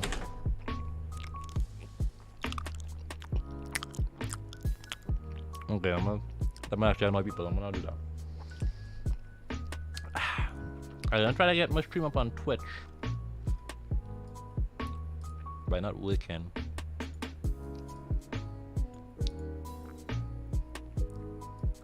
Give me a sec. How do I see my Twitch? RTMP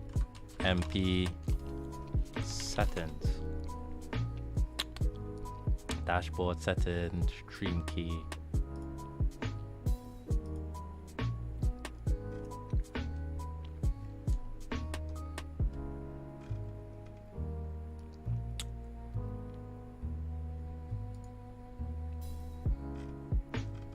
don't understand. I was trying to do something technical here in the back end. Please not true, and those are the worst mukbangs. Okay. Wait. Those are the worst mukbangs. That means be watching mukbangs, Micah Francis. No judgments here. You know, you watch what you like.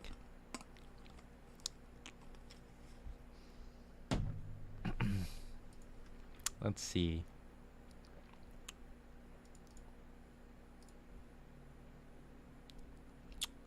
Why can't I see the stream key? I'm just trying to find...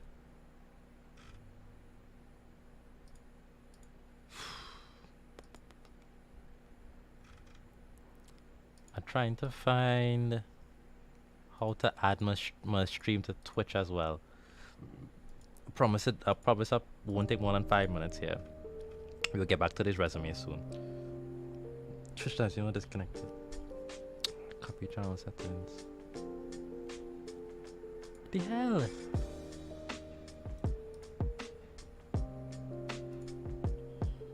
Twitch.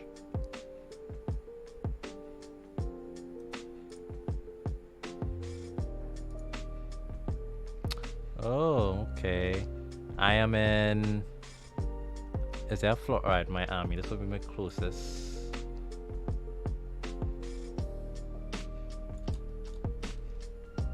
It's kinda dumb, but okay.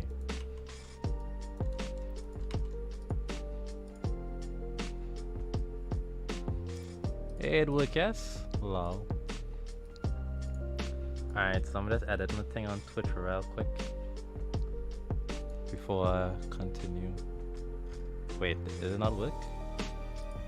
Said it worked. Does it not work? Oh, yeah, it did work, right? I need to change my streams. Okay, so I'm not in Age of Empires. I just chatted. Let me go to all there. Right, so I figured out what I was doing. It's gonna take me like one. I just copy paste in some information here real quick.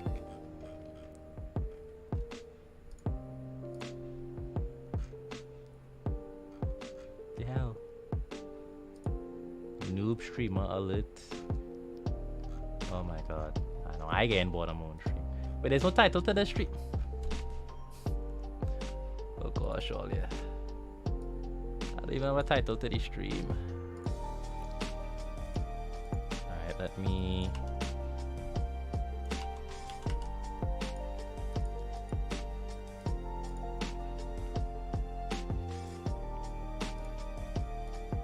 Let's fix the title on my stream real quick. Okay, I guess that worked. Okay. Alright, so so we're back. Our break took a little longer than expected. Right, mukbang is a very big category on YouTube, okay?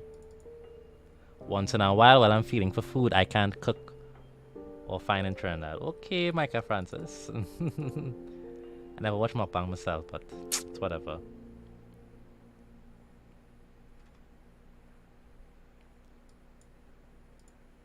Yeah, Ryan. We could do is that we could do a mukbang resume hunting stream.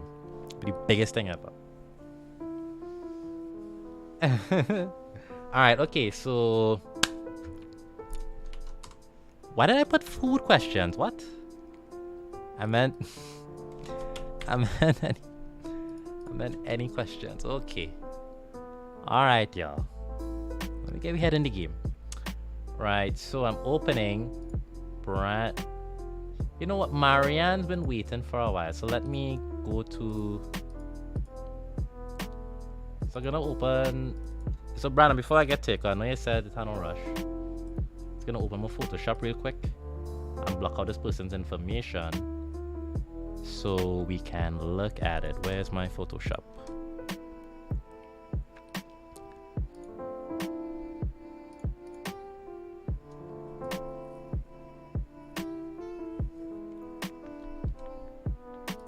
So I guess you always have to look at me for a while.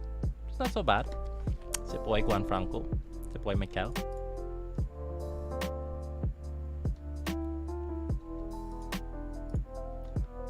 Right, so okay, so I'll just narrate what I'm doing. So Marianne sent me. Oh, that's a good thing when they can't see my screen. Yes, woo. Ooh, cool. It's Photoshop hot boy. Right, so Marianne sent me.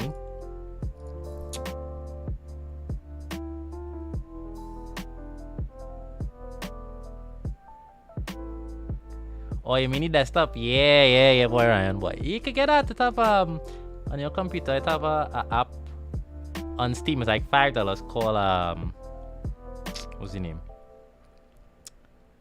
Wallpaper Engine or something, and it have like, well, lots of good wallpaper, and it's kind of manage it fair and all that jazz. Anyway, yeah, so you can check it out, Wallpaper Engine.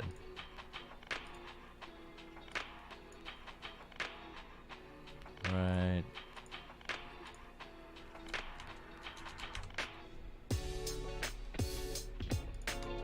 What is this? Why is it?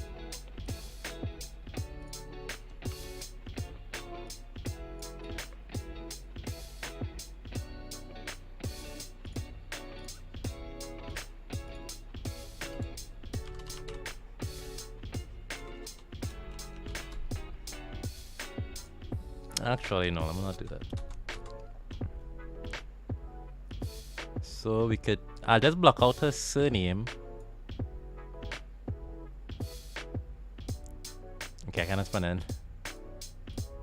I kind of getting a little tizzic with this task. But, almost done, it won't be too long. So I just block out this person, private information. It's out of courtesy. Come on, the color. I picked the color. I guess I could fill it in. Okay, nice. Right. Block out the contact. I need to block out the email. Need to block out the address. Let's see. Right, the name is not here. Right.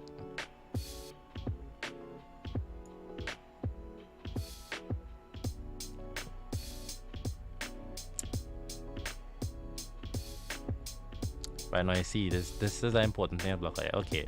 I know it's taking a little longer than I expected, but almost. Why can't I zoom in? Oh, oops, wrong hotkey. Make sure to cover the address, email address, and reference info too. Yeah, I'm blocking out thing, man. I'm blocking out thing.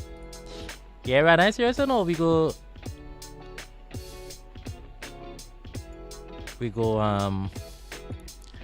do our wings and no hot wings though, and like no spicy food.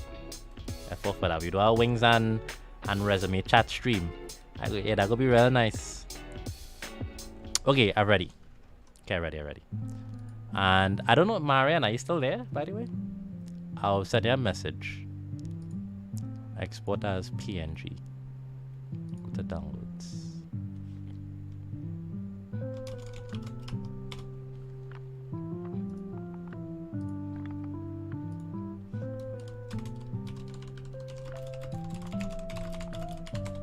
Alright, let's go back to...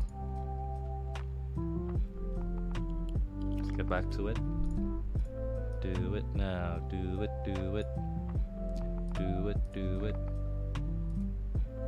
Okay, it's enough of that.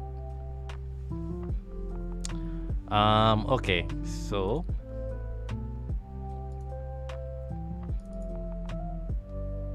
right, so this is the resume with the info blocked. Now this person was applying for your career achievement needs to have what color is your Bugatti. Lol. Anyway, so this person was applying for a job at a doctor's office, right? As a clerical assistant job. Let me read what they actually said. What was the details of the job? They're applying for an assistant position at a doctor's office. It's a blend of assistant and receptionist work. right? It's part-time as well.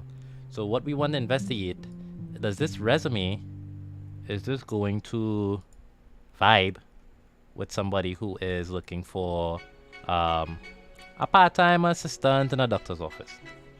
So the name here at the top, very nice. The contact, they had the phone number, they had the email address, and they had the area where they was living. Now for remote work, you could leave your area off your resume. I guess we could talk about more of that, but that's a general tip for remote work. Leave the area off. You could talk about that in the interview process. But if you're local, definitely you could put your area. I'm not sure what the benefit is. Unless they're in Princestown and you're in Princestown, but they might disqualify you. They'll be like, well, they're a little too far. I don't know, I guess in Trinidad it's expected to put your address or your area. I don't know. I guess put it, or don't put it and pray.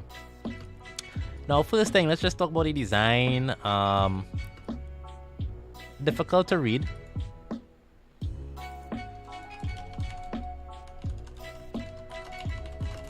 Right, so it's difficult to read when everything just kind of jumble up into one space. This would be better as a 2-pager. Have I ever done a 1-pager? I've done a 1-pager. Let me see if I can find my 1-pager resume. So if you're doing a 1-pager, you could do it. Just make sure that... Actually, while I'm gonna look for the 1-pager real quick. Let me just put up the intermission. Right, so let me try. I can find this 1-pager. Where would it be? Old resumes. This thing, boy. Ooh, there's that old resume here, boy. Wait, look at that.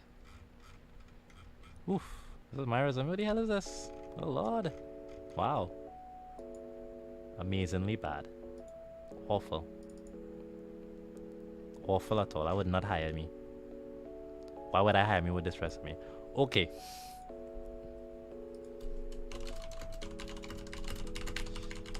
Right, so let me show you all what I see in here. Ryan, before we're not getting into, sorry, just yet, we're looking at this 1-pager resume. You should be able to see it on the stream now, right? Nice. Okay, so this 1-pager resume, let's zoom in. This was my old 1-pager resume. You can see it's still legible to read because I'm a profile here. I have some kind of highlights. So this is a highlight of what I did. I didn't have like a career summary, which I should have. So this was a mistake. Have a career summaries. It's better that the career summary and leave out like this sorts of breakdowns, because think about it, like this sort of information you should kind of get from the work experience anyway. And look, production manager. So it's also a bit repetitive and tedious. Education, right? Awards, work experience. I only put 2 work experience because I'm trying to keep it within 1 page, and I put additional stuff. There's still some space here I could have put. What you could do if you're doing a 1-pager is like your strongest or most recent. And here's the thing, right? Now I know the vibe is to put your work experience in alphabetical order. Screw that. Let's put the best thing first. Put the dates, and I promise you, if somebody like what they're reading, they're not gonna punish you because, oh well, wow, this is like the best candidate for the job, but he put this job first when they had this smaller position right after that. Oh wow, nonsense. Put your best stuff first, and if all your other positions, make it 1-liners. So I would actually just do that. And I could fit like 3, 4, 5 positions. So you put your best one first and condense the others. And this is also gonna be good if like a lot of your positions not all that strong. Put your strongest thing, detail it out, and for the others, be a little bit more lean and save on some space. I know you could flesh it out with skills and achievements like I did. So I fleshed it out with some other stuff that's not related. But for a not too intense position, they might be like, yeah, I like this. We could gel with that. Okay. So let's go back to... So we're back to Soraya's. Now Ryan says, that's a strong, nice profile summary. Only recommendation as they had more qualified things there, numbers, percentages, money, etc. After 10 years, there must be things they can provide some impactful metrics for. That is very good observation, Ryan. Also to be careful, like, if somebody comes and tell me, hey, I have 10 years experience, I'm gonna expect you to be able to quantify something for that 10 years. Yeah, listen, if you tell me you work in sales for 10 years, well, give me a sales stat. I raised this amount in year X, or this was my client retention rate for over 3-5 years, something. Right, so profile summary. Results-oriented individual with over 10 years of experience in successfully implementing business management, customer service, and business strategies that align with organizational goals and objectives, expertise in creating content for social media and managing social media pages, conducting business assessments and evaluating feedback and enhances individual skills and business productivity, ability to use initiative and carry out tasks independently and with little to no supervision, excellent in deploying diverse learning methods and evaluating operations for process improvement, successful in monitoring development plans while collaborating with internal and external professionals to implement development strategies, adept at leveraging skills to assist the organization with capital requests, footprint transformations, capacity planning, and transitions for growth, brand, and excellence. Okay, not bad. That's good. All very general stuff. Let's see, the work experience. The last experience was like intern.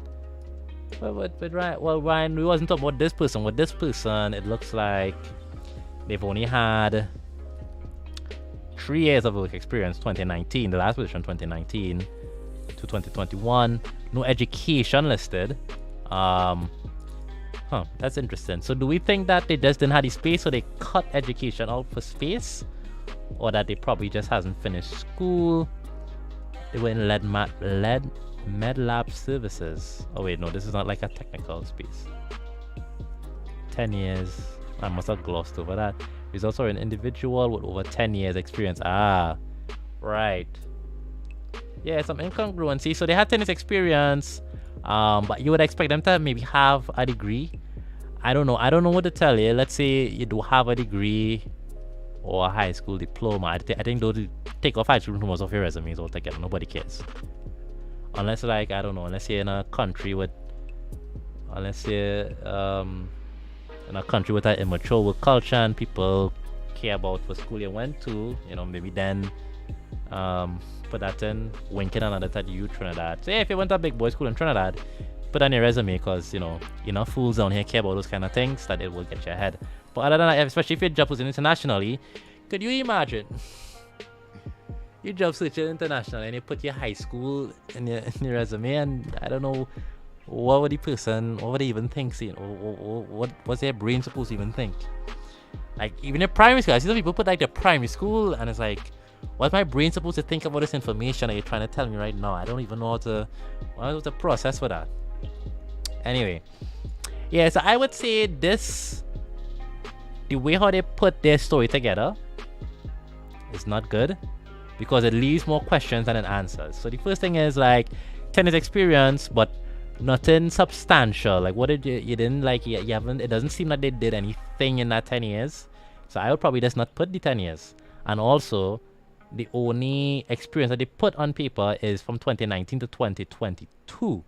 So you have 10 years of experience, but you only list 3 years on your resume. That is not a good look, because now what it's doing is it making the person think like, well, something's up here. Now maybe this person didn't think through how the hiring manager is actually going to be assessing the resume, but that's exactly the kind of things that you're gonna be like, what? If everybody else has 10 years experience, but they have 10 years of listed job, and everybody else has 10 years of listed job experience, why would this one person have 3 years but put that? Right?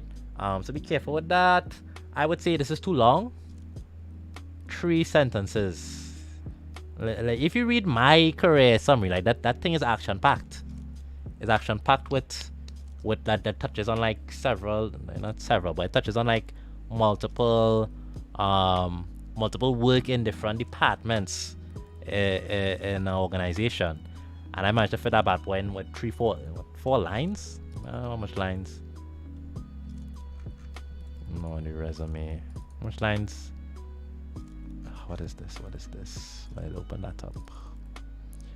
1, 2, 3, 4, 5. Okay, 5. But I think 4 before my last edit. So my last edit was 4 lines. In 4 lines, I touch on different departmental work over 12 years. And in 1, 2, 3, 4, 5, 6, 7, 8, 9, 10, 11, 12 lines, you know, we actually don't know what this person necessarily did. You know, so because they did the fancy design stuff, which I would encourage against, it shortens the room that they have to play with, which is, I would say, not worth it. So be careful of that. Let's see. Core skills and competencies: excellent written and verbal communication, negotiation. Excellent written and verbal communication, negotiation. That's not actually a thing. So that's just like a wrong skill. That skill is not verbal communication, negotiation is a skill for sure. Comma planning, comma organization, comma analytical. Now, why the commas if you're doing a bullet point? So all these are under the same umbrella then. Well, there's a better way to, you have to do like a bullet point with a subcategory then. Ryan in the chat says, so today profile summary, which is what they call it, the 12 line reads like they just took the job requirements of a job post and made it a paragraph. Excellent observation, Ryan. That is what I couldn't articulate. This does read like maybe they read a job post and they just took what the job post had and put it back in there. You could add 1 or 2 words to make specificity. Mention a company in it. Say, at so and so, I created content for social media and managed social media pages. Well, that seems a bit more personal. Or in this industry I did this, in this department I did that.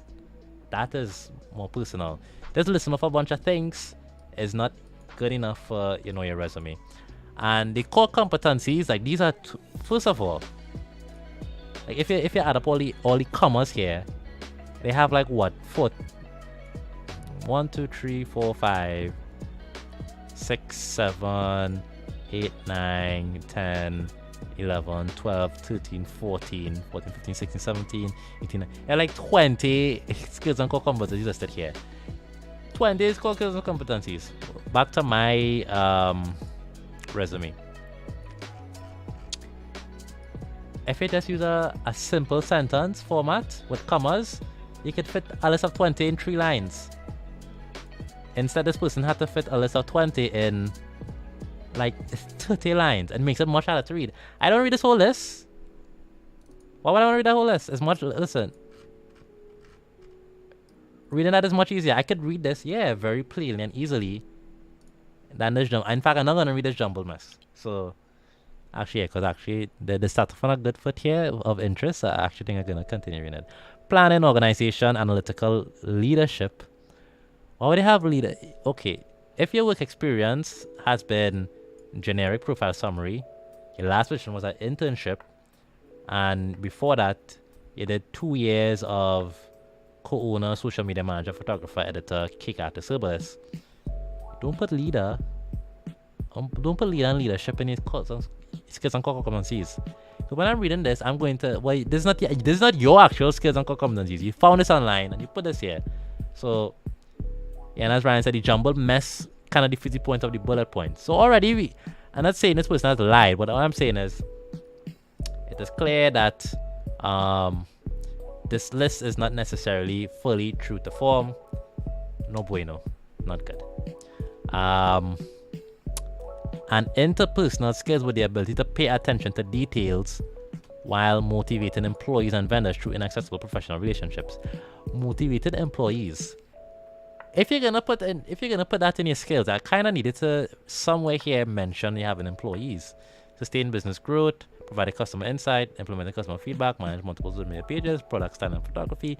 Now, this is the problem when your resume doesn't when there are incongruencies in the resumes. So now, instead of assessing you, now I'm playing detective. I'm like, so this person has, the last person was an intern, but they've been leading employees. Now I'm trying to, okay, well now I just want to solve that mystery now. I'm no longer trying to assess you for my organization. Now I'm thinking, okay, this is like a mystery to solve. Also, when you're listing out, like, okay, so you see this co-owner, comma social media manager, comma photographer, comma editor, comma key artist, comma herbalist. The first thing is entrepreneur, business owner, co-owner, etc. Get that off your goddamn resume. Alright? All that leads is to me asking the question, if you're a business owner, why the hell are you applying to this job? Unless the job is director, executive director, suite executive, COO, chief financial officer, chief executive officer. Unless your job is in the senior C-suite executive level, there's no reason a competent business owner should be applying for this job. You know, and of course, some people have small businesses. That's fine. There's a way to talk about your small business without also bringing the baggage of the entrepreneur, the entrepreneur revolution, where everybody's entrepreneur.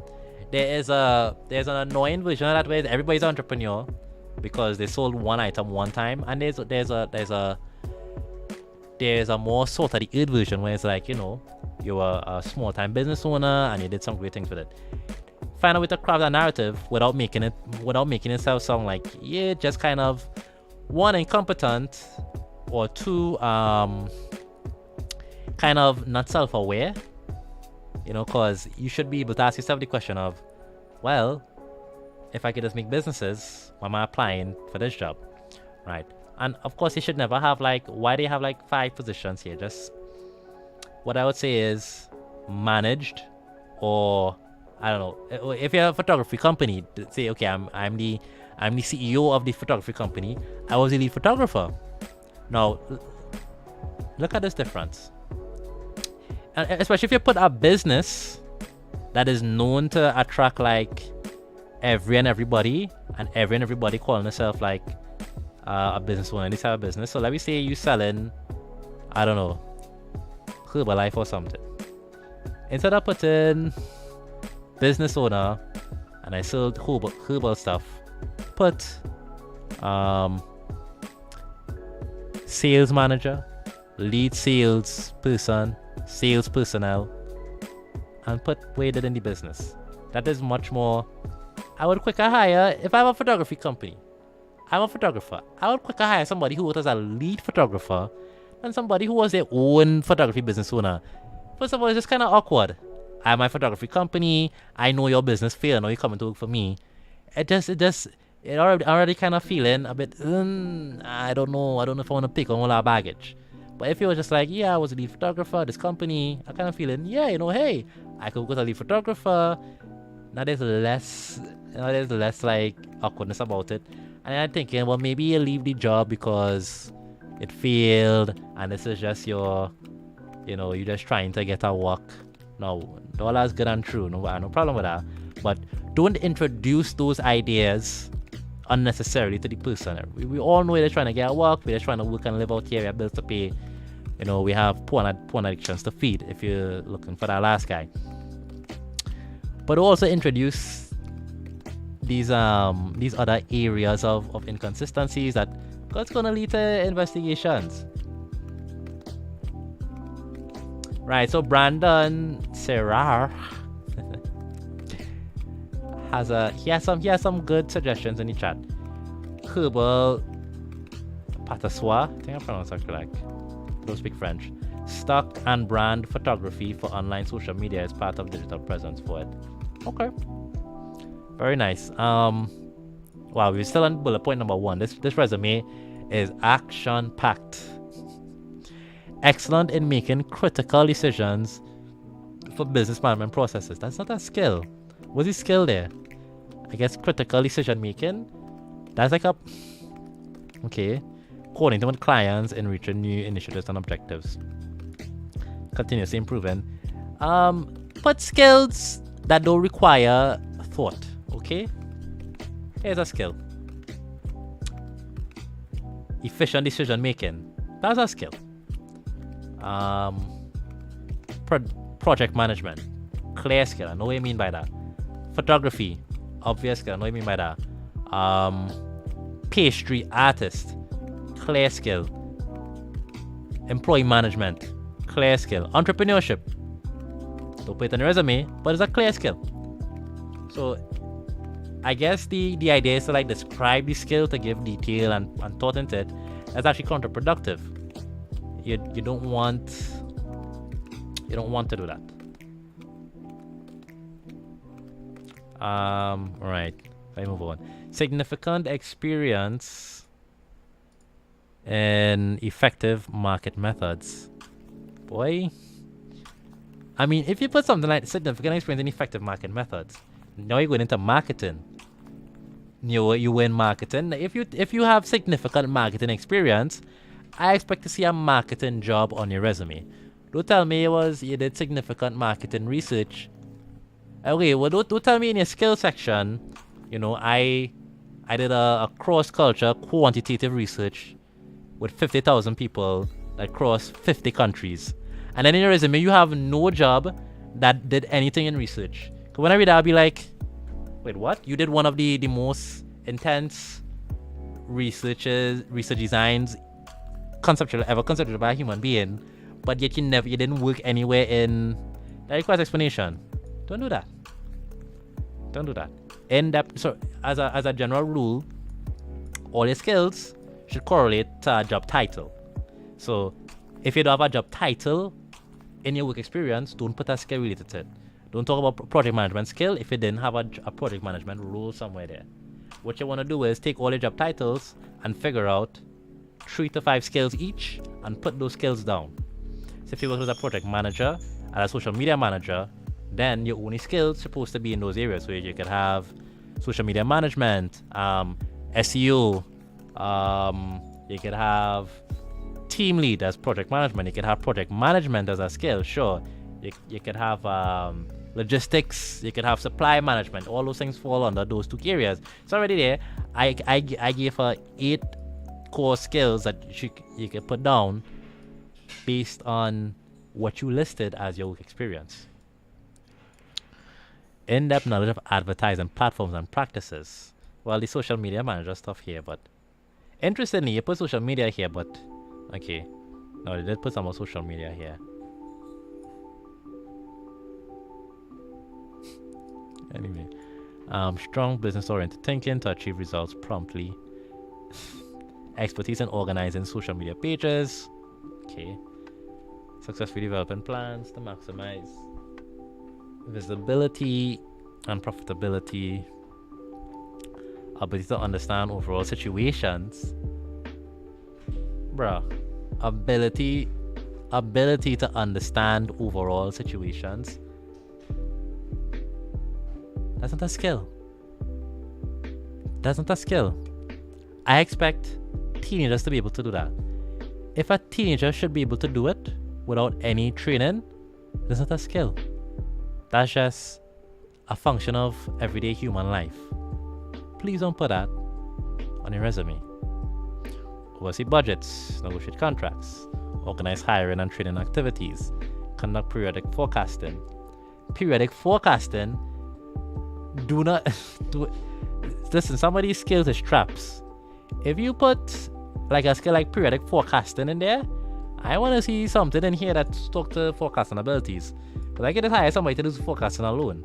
So if you're telling me that it's just like a throwaway skill that you have, that's going to lead to investigation. So anyway, I think we exhausted everything we had for Soraya.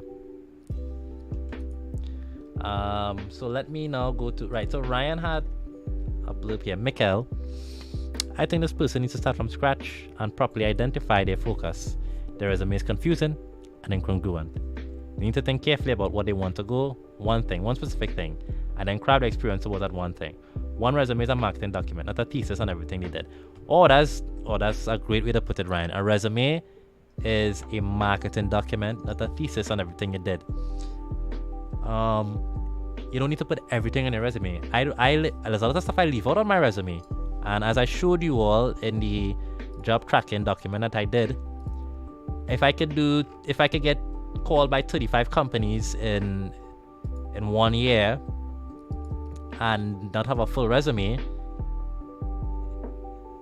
just think about it.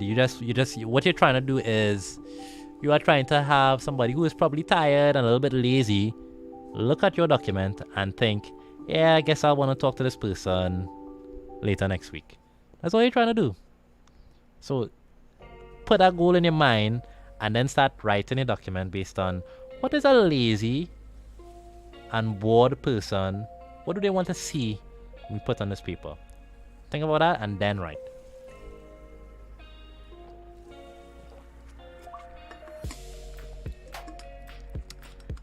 So the next one we're gonna look at is, so I'm gonna go at Sai. Sai has a one that a friend did. You say that anonymized already, so opening it. Okay, right. So good job, Sai.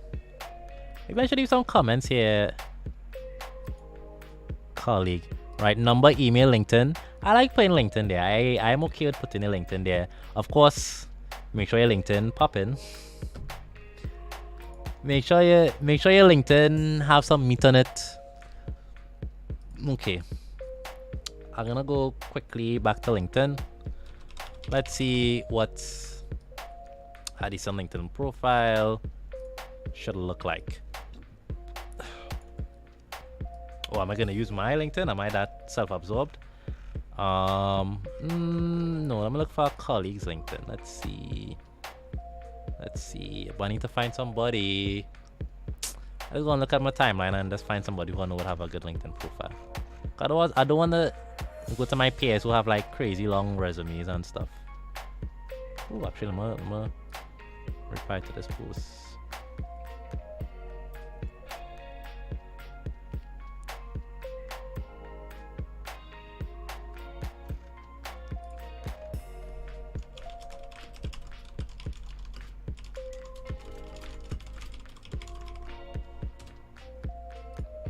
Sorry for that small little detail.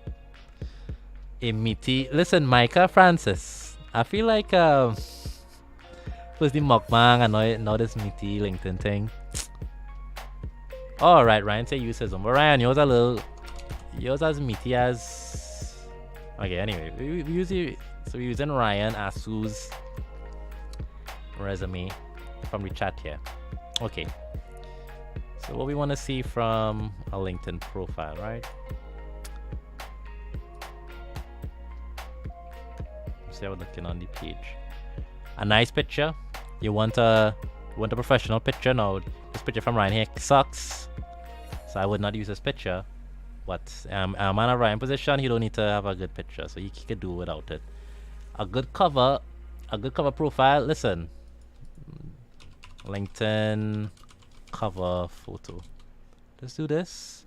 Search images. This is a nice generic something. Believe and inspire. Cool. Download it. Well, let's have a little logo on it, so maybe I'd edit out if you know how to edit. Just put something there. Don't leave it blank. Cool. Next. Sorry, Ryan. You have better pictures. Do you have better pictures? You probably don't actually. Jesus. Ryan, just go and organize yourself a nice little business shoot and stop playing the ass. Right, so right. His name there, nothing weird in the name. And you can see consultant, climate change, finance, adaptation, mitigation. I develop technical documents and policies for the Caribbean governments so they can improve environmental sustainability. First important thing is, so he has a statement. Of exactly what he does. I develop, I market, I build, I bake, I do. So I develop technical documents and policies for Caribbean governments so that can improve environmental sustainability. That's very specific to what you do. Now, of course, be careful with that because it can be so specific that people who probably would be willing to work with you, but kind of niche, they might get a full. But also as well, he has some bullet points of other stuff he's involved with. Good use of the long stroke and also the bullet points. A plus. Ryan says he needs Soraya, the photographer owner, T connoisseur to help take pics. Lol. LOL. 500 connections.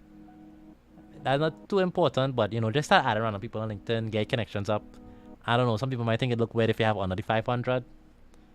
Doesn't matter, just start adding friends of friends and get that up. Yeah, your location. Now for remote purposes, now again, I have my private recommendations and I have my public recommendations. So as a public recommendation, it is not that bad to put, like, you could probably put where you're intending to move to. So let me say you're looking for jobs in, I don't know, United States, Canada. Maybe you could put Toronto, Canada if you're planning to move there. This is a LinkedIn page. This is not like a government document. You put where, if you're searching for jobs in Canada, you're going to move there, no problem with just putting that there. Nobody's going to police that. Right, here's a little thing here: providing services, environmental consulting, product management, leadership development.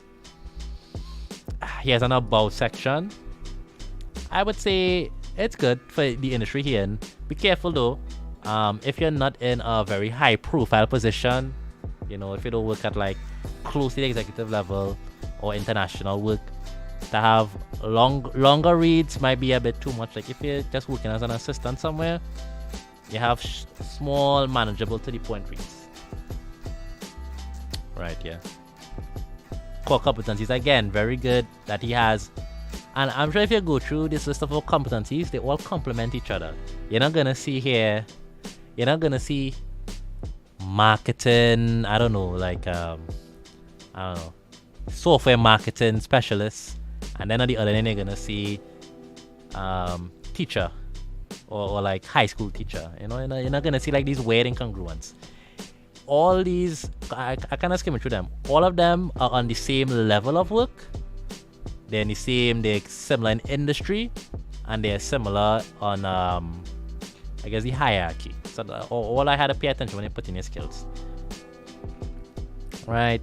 He has some posts. Well, he writes on LinkedIn, which is good. I don't have time for all that though.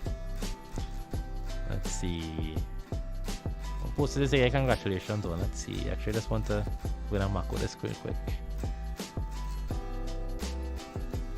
Oh, there's somebody else. Okay.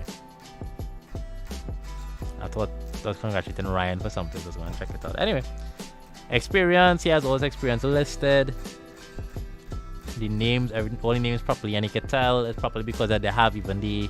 Well, actually, you could put a picture, so maybe he could fudge that. Anyway, right, national consultant, climate change policy. You say LinkedIn have them get this. I went too deep into this, but anyway, you can see it all there, it all proper. The education there, licenses there, yada yada yada. Okay, all right. Back to the friend resume now. Right, profile, highly motivated. Okay, so we're going through the profile, Ryan. You can take a look at this as well. Highly motivated, recent psychology degree graduate, interested in working with mental health services to utilize remarkable interpersonal rapport building and counseling skills.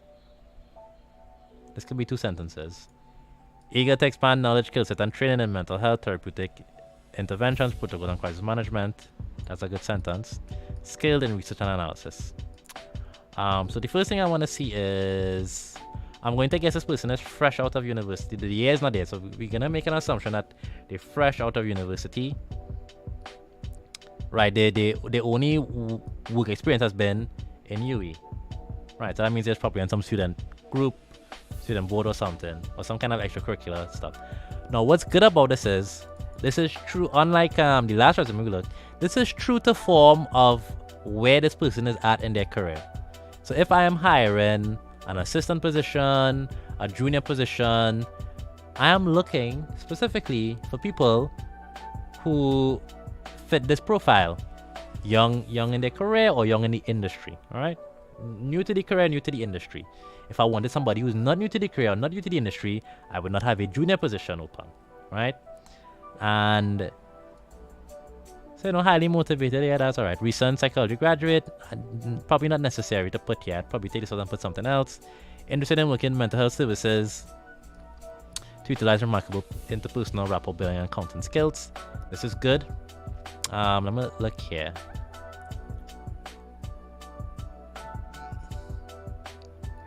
No, so none of the.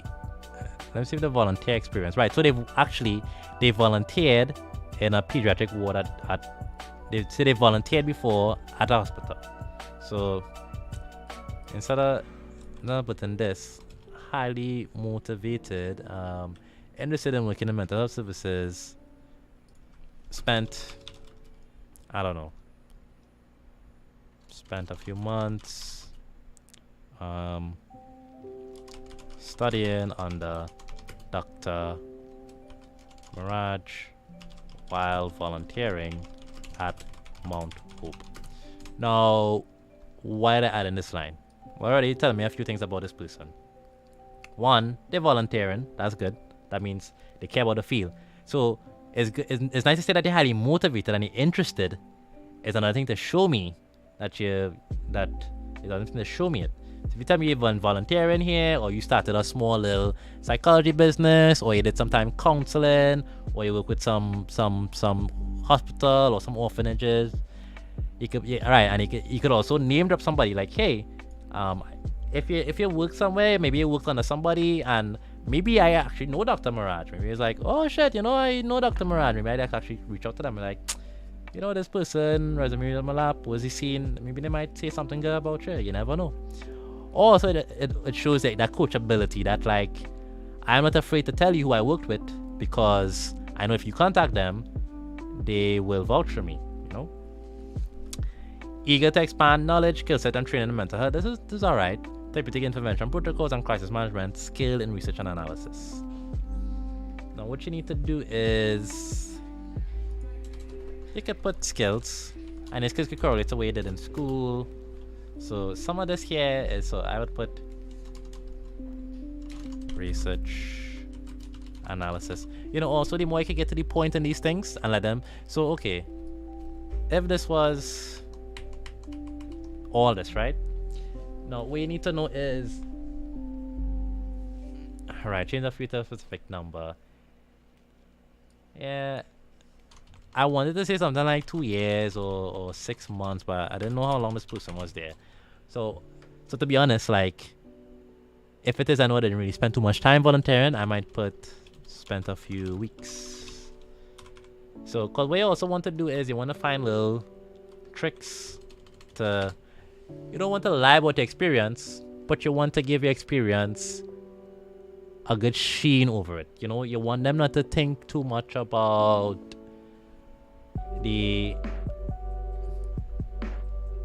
I would say keep recent psychology graduate, because it helps me frame my interpretation. It tells me they're out of school, so I will be more lenient of the details, and tells me they have a degree.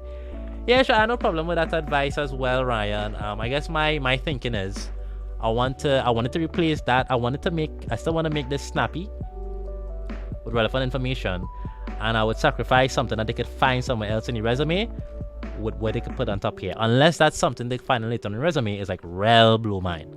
So my thinking is I would expect recent graduates to apply to this. So I'm thinking that the person who is looking over these resumes, is not going to be it's not going to be too much of like a point of interest.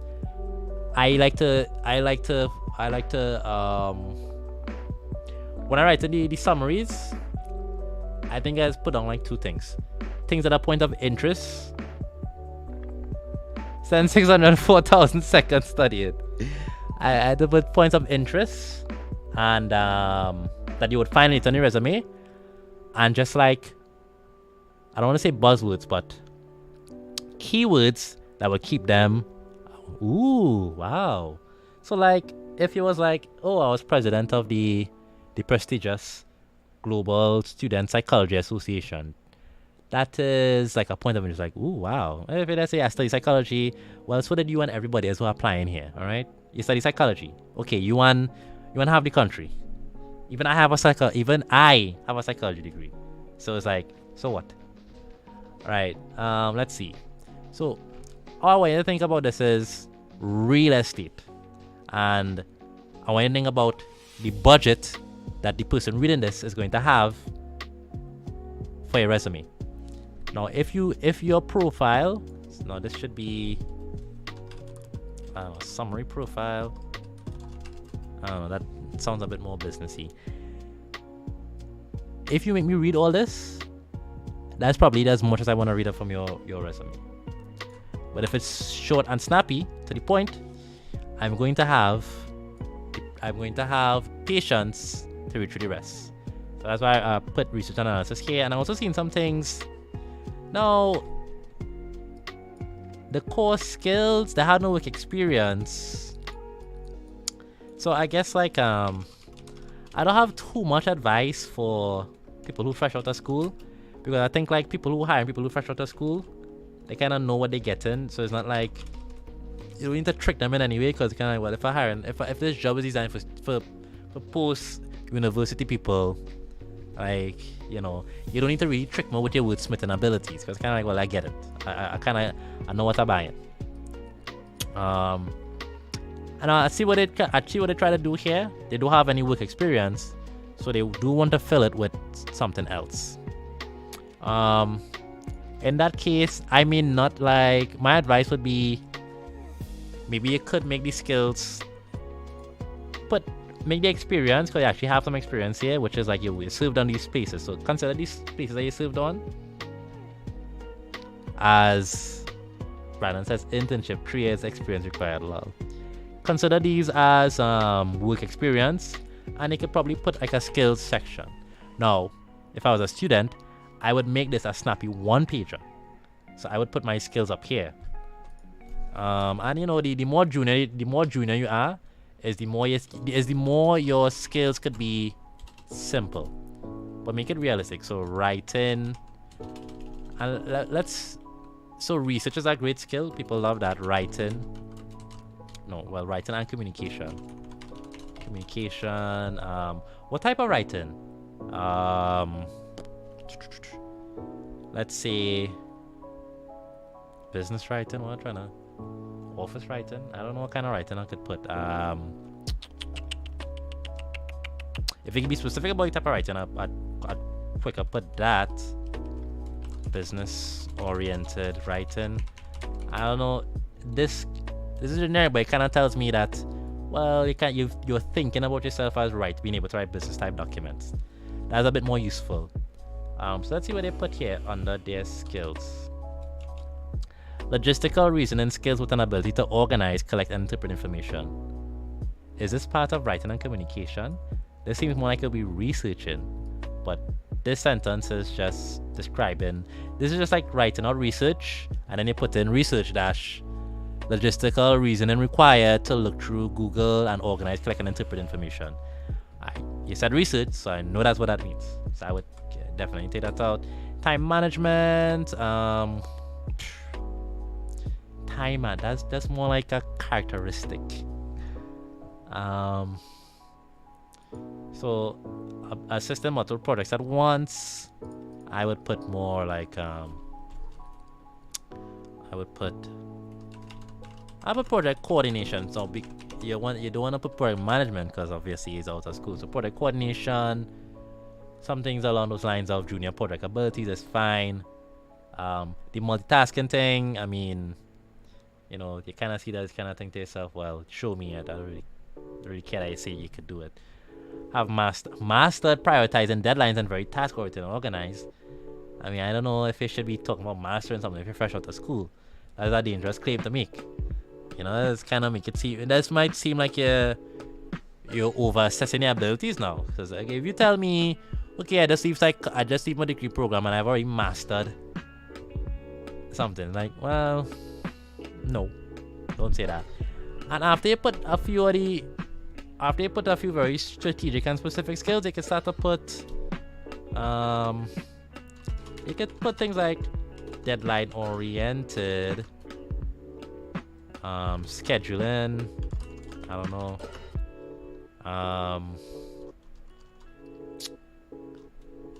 project. There's a way to put that you multitask without it sounding dumb. So it would sort of be like, how do you say, juggle multiple projects at once? I mean, you probably don't want to say that. I don't know. Depending on where you're going, it might kind of seem like more like you have to juggle multiple projects because you don't really get on top of it. Although I don't know how nitpicky it is getting at this point. I mean, okay, you can figure out more stuff later, but it's also okay if you're in a junior position, you just have like a few. Listen. Alright, Ryan have here relevant experience. I like that. Yeah, so right. So relevant experience is a good turn of phrase for what you're trying to do. And it could still use the job format of the UE jobs. Let's see. So definitely take this out. Education, minor criminology, GPA number, high school, definitely take this out. If you're doing internationally, take it out. If you're doing local, at this stage it might be, they might care because it's like, okay, well, this might edge you out over other people with similar qualifications. But you know, anything above internship and very low level administrative jobs, be careful and put in high school. I don't know, in Trinidad maybe you could get away more with high school because people down here, everybody here peaked at high school, so maybe in a Trinidadian context it makes more sense to put it. Let's see, certifications, first aid, medical training, public speaking. Okay, I have certification in it, that's nice.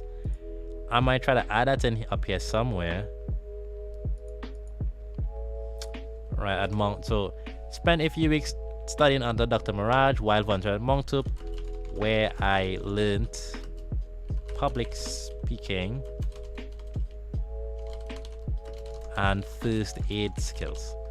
Something to that effect. One simple sentence, you're getting a lot out of it.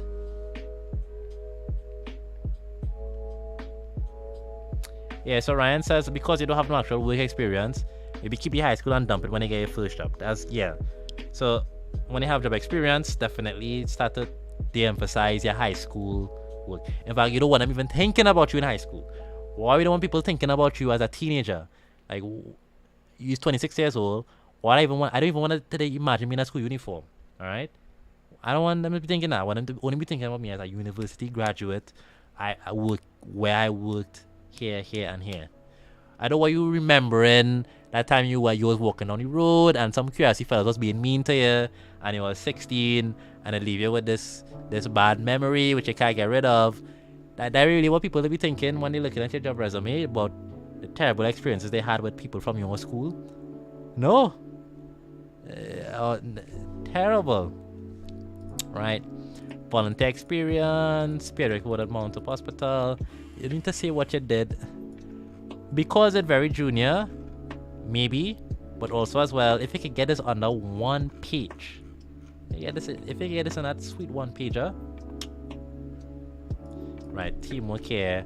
So what you need to have is so yes, I need to do this. UE Stat Regional Forum.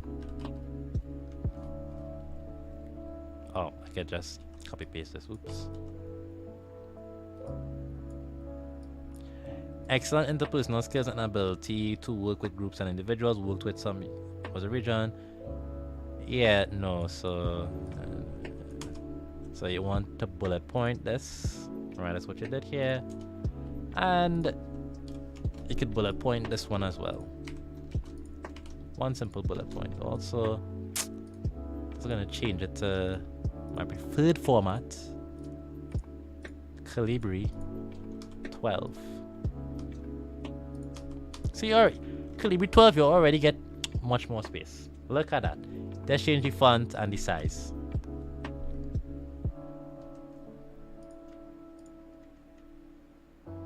Ryan have a nice suggestion here. I'm gonna put what Ryan put in the chat.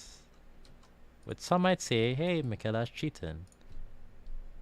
But I don't care. Right. Yeah, and also, the more junior you roll, the less bullet points you want. Okay? So, let's say, hey, for your first job, you worked in KFC for a year. So you're gonna put that. You're gonna put KFC. You're not gonna put Prestige Holdings. Do not put Prestige Holdings. Just be honest, I work KFC. Cashier. Okay? And you're gonna put the year 2021, 2020 to 2021. We all went through the same pandemic. You work KFC for a year. I understand. I also went through the COVID pandemic and I saw lots of people I know lose jobs. Cool. And do not do this. Do not put bullet point. Worked as an exceptional front-facing staff who led in the customer experience of the organization. Do not do that. If you have a simple job that people kind of understand, that is a simple job, just put the job, put the title, and let that be. This will just kind of show that hey, you're a working person, you want to get out there in the world, you want to be busy with your career, and there's no shame in that. But once you start to embellish, and when you start to embellish in the wrong ways, that's kind of when people kind of get clued off as to, hey, wait, hold on. What's going on here? Are you telling me you're a customer experience specialist because you worked as a cashier at a fast food restaurant? That is incongruent with my expectations of that experience level and that position. Just know the places where you need to be as honest as possible. Right? The university stuff here, that's nice. Keep that.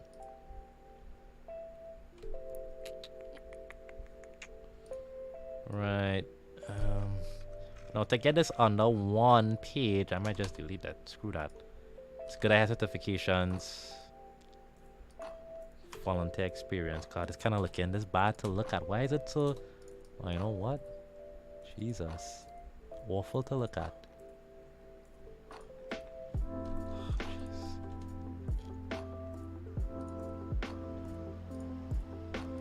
A little horizontal.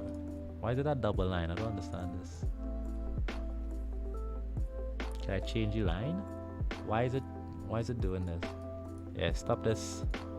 Yeah, you need something to visually break the information up, because then it just kind of looks it's difficult to look at,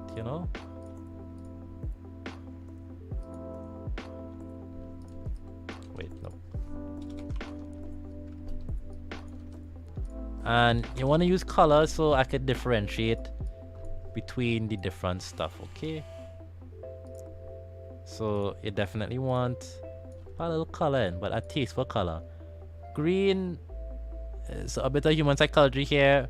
Red gets people, they use red in advertising and stores a lot because it kind of it's not like a violent color, but like blue is a calming color. Red is kind of like a get up and do color. So if you make your logo red or you make your store red, it kind of puts people in a mind frame of like, yeah, let's go. That's why the Target logo, that restaurant that store in the US, that retail chain is red. Green is like, green is color of nature. Grass, trees are green. Lots of edible foods are green.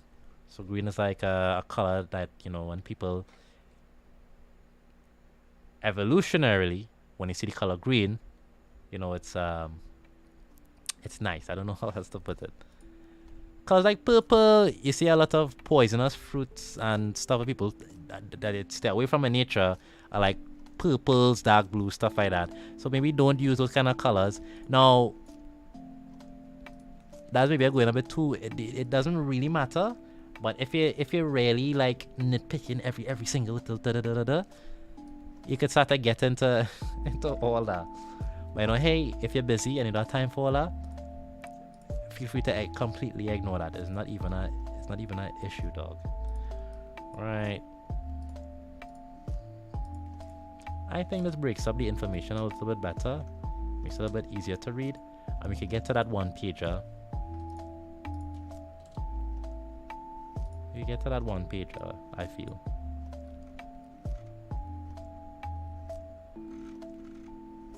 Technical skills. Underline. Technical skills.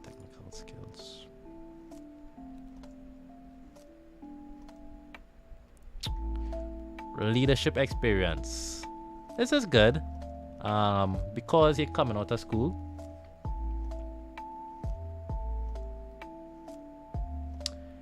Ryan wants to suggest if you put like something like KFC in your resume, see if you can get transferable goal. Mediated customer expectations and conflicts while serving over 100,000 customers in a fast-paced setting. Maybe, but this will appeal to like employees who could get a nice laugh out of that. So I would say that's a little riskier. I would say the safest option is just to put the position plainly without any like chance for misinterpretation, and that's probably the best bet. But you could play around with it. But there's a big difference between like making it fun and just lying. So they're saying, yeah, I led in customer relations at Prestige Holdings. Okay, as opposed to, yeah, okay, so as a cashier, in my journey as a psychology student, I battled with my own and my customers' mental health after serving approximately 30,000 people after 4 months at KFC. So especially if you're not afraid to say the name of the business plainly and you're not trying to hide what it is, and you're not trying to hide the level of the position, you'll be good. Just don't try to over embellish the level of the position for jobs like this especially. You can get away with a little bit of embellishment if you're an administrative title, and is the difference between junior dev and dev. Yeah, you could probably drop the junior there, and there's a little bit more clean. Or you was a marketing manager, or were you a senior marketing manager? Maybe you could get away with putting senior there because it has some context that you could say, well, hey, even though on paper they didn't acknowledge me as a senior marketing manager, contextually, the one that was there, he left, we never promoted me, but I kind of picked up some of the duties. So I sort of, right, you could explain that.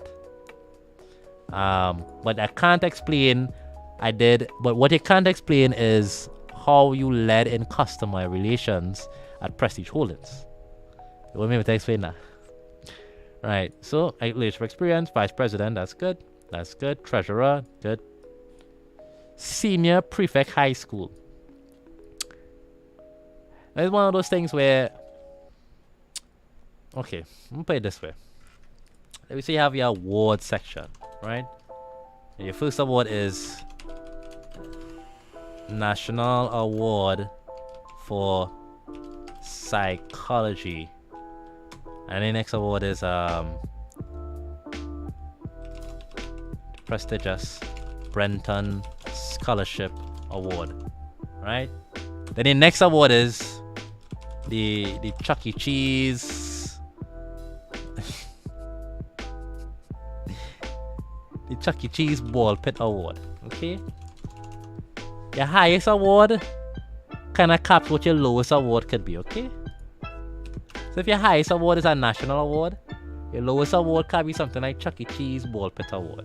So I feel like if your highest leadership experience is vice president of alumni relations, your lowest award should be senior prefect. Okay, senior prefect is, I think maybe that edges it out. But if it was just like prefect, maybe leave that out. And if you have like 3 already, remember, it could be snappy. You don't need to put everything. You could sacrifice somebody listening to the experience for allowing them to quicker go through your resume, right? So leave off something so it would encourage them to actually finish your resume. So these 3 things are pretty good. These are 3 pretty good things. And it speaks to a variety of competency. Already good already. It was a prefect in school. Nobody cares. And in fact, this could stay here as a 1-pager. This right here on its own, this is employable. I have a good summary. I know their skills. They have relevant experience, even though they don't have a job. They have a degree. They have certification. They have good volunteer experience in the field, and they have leadership experience that would complement somebody in a junior position very well. Somebody reading this could already employ you as is without a second page. Now let's see what's on the second page. Technical skills. Okay, once again, you don't need to describe you don't need to describe a skill. You just need to list it out. So, right. So we already have research here. So we're gonna delete research. Computer skills. You can put that in your skill, especially now if you are applying for if you're applying, let's say you're applying to be like the chief operations officer of a company, I don't expect you to put Microsoft. I don't expect you to put here the Microsoft suite, because anybody who is going to be a CEO in a company should already know how to work with Microsoft Word and Excel. But if it's a junior entry job, feel free. And you don't need to describe your computer skills either. Just need to list out the ones you're good with. Public relations. I would not put public relations. I would be careful about putting a skill like that. I would put the public speaking. The public speaking is understandable if you said you learn public speaking while volunteering somewhere. So you see how in very frugal use of space, everything kind of feeds into each other, and there is no weird questions that come out. So you kind of said, yeah, I work with Dr. Mirage, volunteering at UE at Mount Hope, and I learned these 2 skills. And I can confidently put these 2 skills here without any issue, because they're not going to be confused, right? Graphic design. I'm gonna be curious as to the social media and the graphic design stuff. Maybe I would put, if it could, because the resume is snappy already, maybe you could cheat and put one more bullet point and put manage social media and graphic and the graphic. Sorry, no, this is a bad sentence, but I'm just trying to get out quickly. Manage social media and the graphic design and the graphic design plan. I don't know. Right. So you see. Solar. Right, so look, there we go. In 1 page, we got everything down. With I see. Well, there's something that is adding. So you could probably add 1 or 2 bullet points. Now, the amount of I would say fill up your pages. So if you have a 2-pager, you can add a bullet point to each role. Don't make one role 7 bullet points and other role 2 and then another role 2.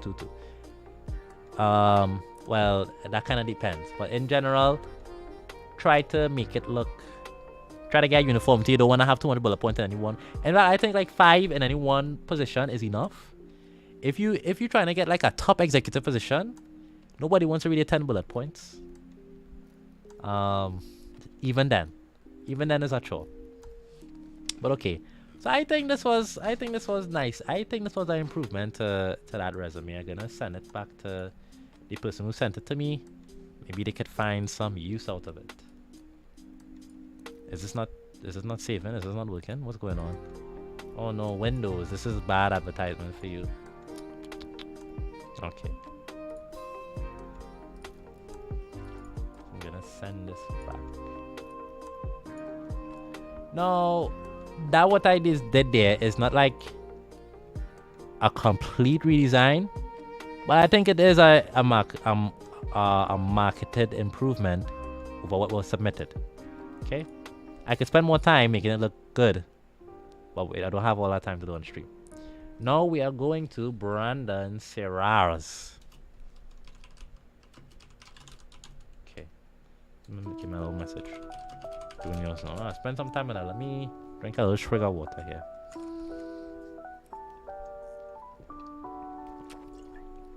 I don't know if anybody in chat.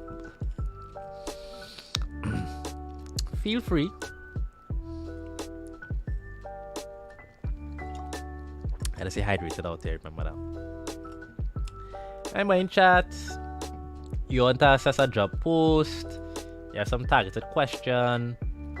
You want to send a resume out or something? You want to look at something? Feel free to just, you can inbox me, or you could just message on the post. Alright, so let me get back into it. Oh jeez. Okay. Now Brandon here has promised us a good time with his submission.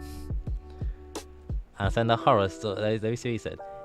I'll send a horror story too from a submission to UNDP that I had to review while interning there. Ooh, okay. Whoa, what is this? No way. No, I didn't. Okay, I can't. How do I download this? Download. Is this like it's just a picture? What is it? So this is this person's. So this is this person's resume. First of all, I'm just take a moment. Take a moment here. Take a little breather. Okay. Just give me a few seconds here. Just had a. Okay. All right. So, it's a very interesting resume. So, as we could see, the resume it's one page is a photo. So, the first thing is, your resume should never be a photo because some people use software to go through their job hiring process. So if all their resumes are put through a software, the software will not read your resume and you will just get left out the pile automatically. Alright? Automatically, you're out the pile. Don't want that. Okay.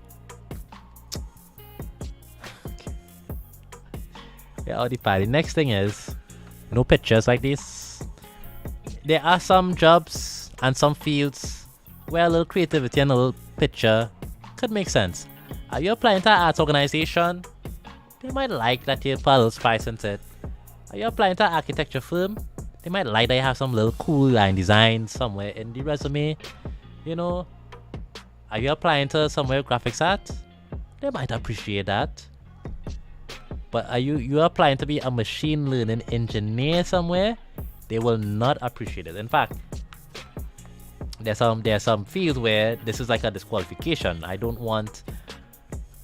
Yes, there should be some level of creativity in all jobs, but contextually, the first thing I want is somebody who could congeal very nicely to a corporate environment first and foremost, and then I want some creativity. This is the most interesting resume I've ever seen. Oh yes, Micah Francis. Very, very much so. Wow, very interesting. Oof, oh boy. Where am I? My head is. Okay. Machine learning engineer, data scientist. They did the levels thing. Okay, so we have the levels thing again with the skills. Python at. Okay, I don't even know what the percent here is. Is this like 90?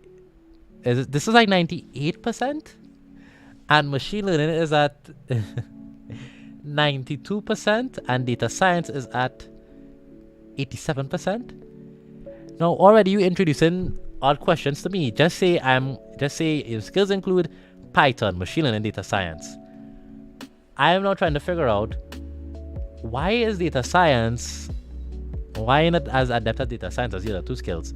And then it asks the question of like, don't you need to be more adept at data science before you do machine learning? It's like, can you just not even competently assess your own self? But then how you can come and do this job? In the chat, Ryan says, plot twist, the resume was made by a machine that was learning. Beautiful. Beautiful. And then they have here graduation, bachelor of science. Okay, this is completely off for somebody who is trying to get a job in as a machine learning engineer. Like you have to show competence in being able to put a document together. I would imagine. Graduation. That's a interesting way to phrase it. Maybe this person's first language is not English, so that's where some of these things falling apart. Subject computer science. Okay. University Bangladesh National University. Okay, so this person's probably not first language in English. Maybe the professional industry over there in Bangladesh is a lot more looser. That maybe in their industry, people just kind of expect you to have this, and if you don't have that, they might be thinking, well, he probably is some Yankee, and that might be a hassle to hire. That is the only saving grace here I could imagine. Ref 1 and Ref 2, interesting. And hold on, this.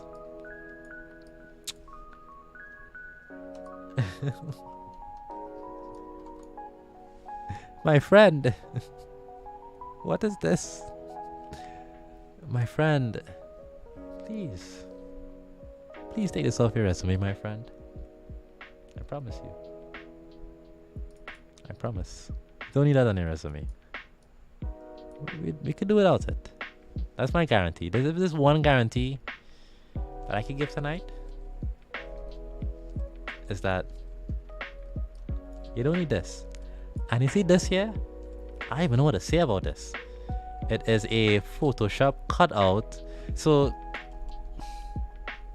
I want to see if I can find this exact image right now. Okay. I want to see if I can find this exact image. Flip. Right, hold on, a little feedback here. Okay. Alright, let's see how we could do. Clip art.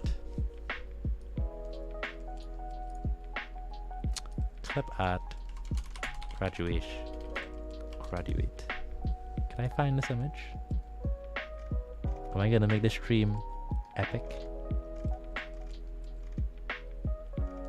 Close, but not close enough.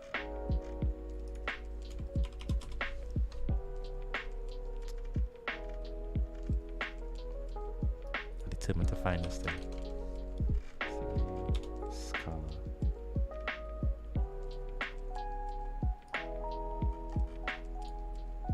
With the images, tools, size, type, clip art. Okay, we'll go PNG Scala. Ooh, close. Y'all be close. I could feel it.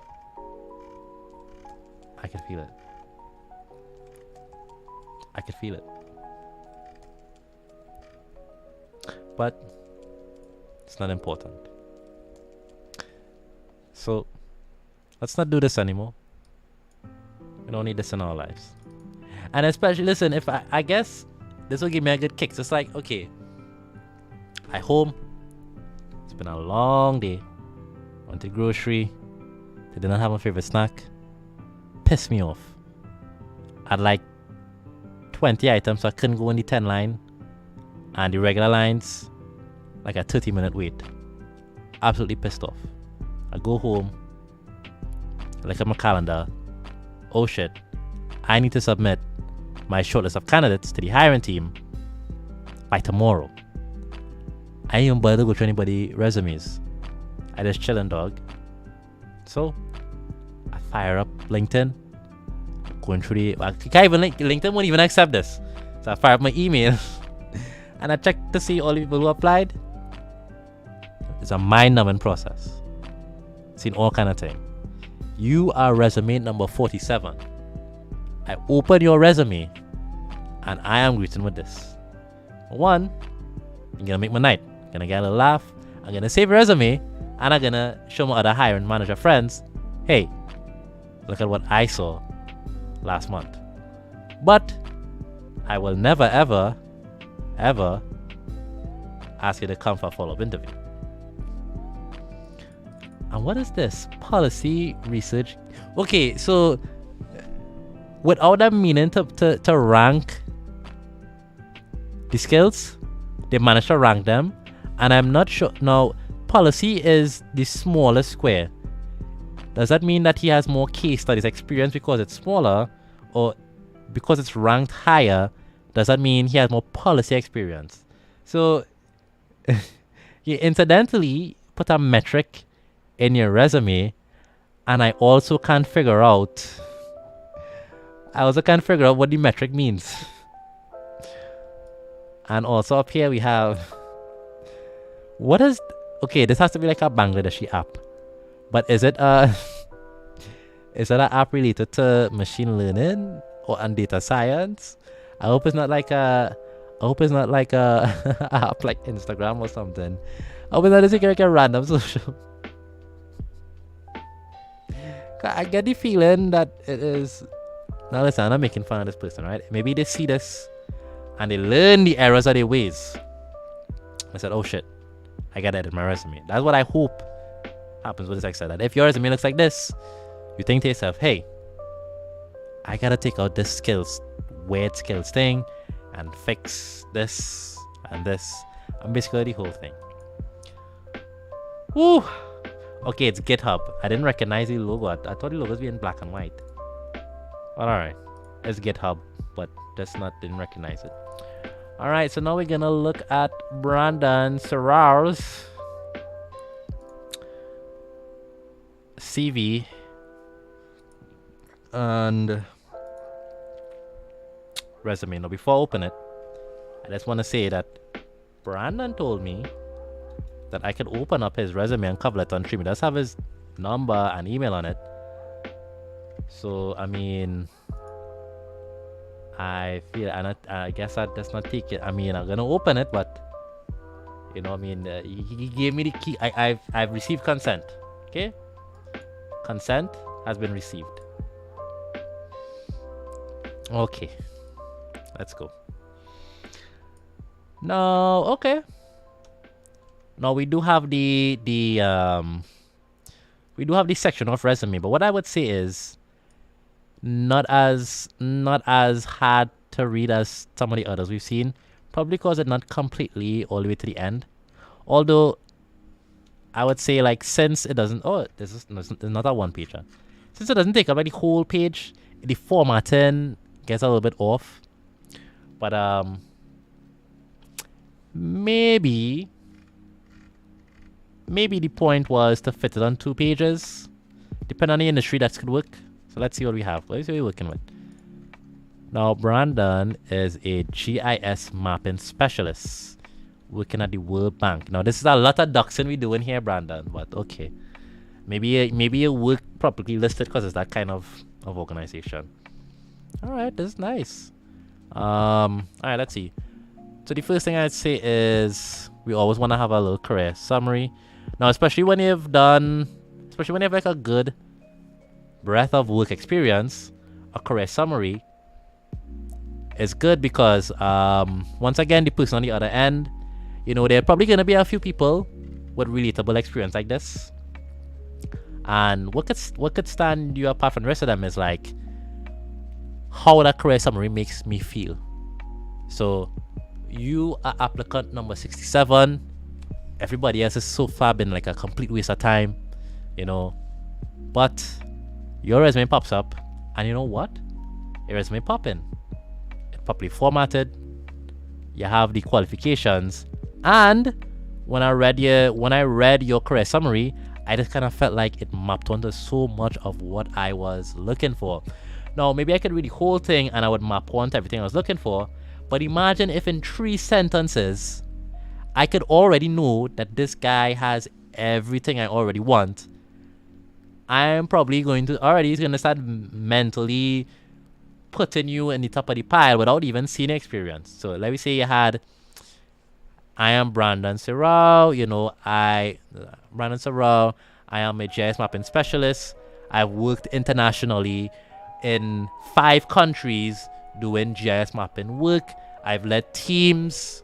I've led these teams, and I've also worked with these cutting edge pieces of technology that has only been out for the last 5 years.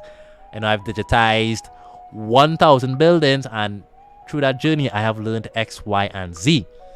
Now when I read that, I'm thinking to myself, you are hitting on all my, not only hitting on points that I wanted, but you already took up more things I didn't even know I wanted. 1,000 buildings. Well, okay, I was only looking for 200, but now that you put it, yeah, maybe I was somebody with 1,000 buildings. Yeah, that's cool. I can get that when I read this. But psychologically, reading a small little essay section, it's a little different than reading your experience in a bullet points. We just have to know mentally that the way certain information is presented hits a little different, right? That's why we want the correct summary. Okay, all information is here.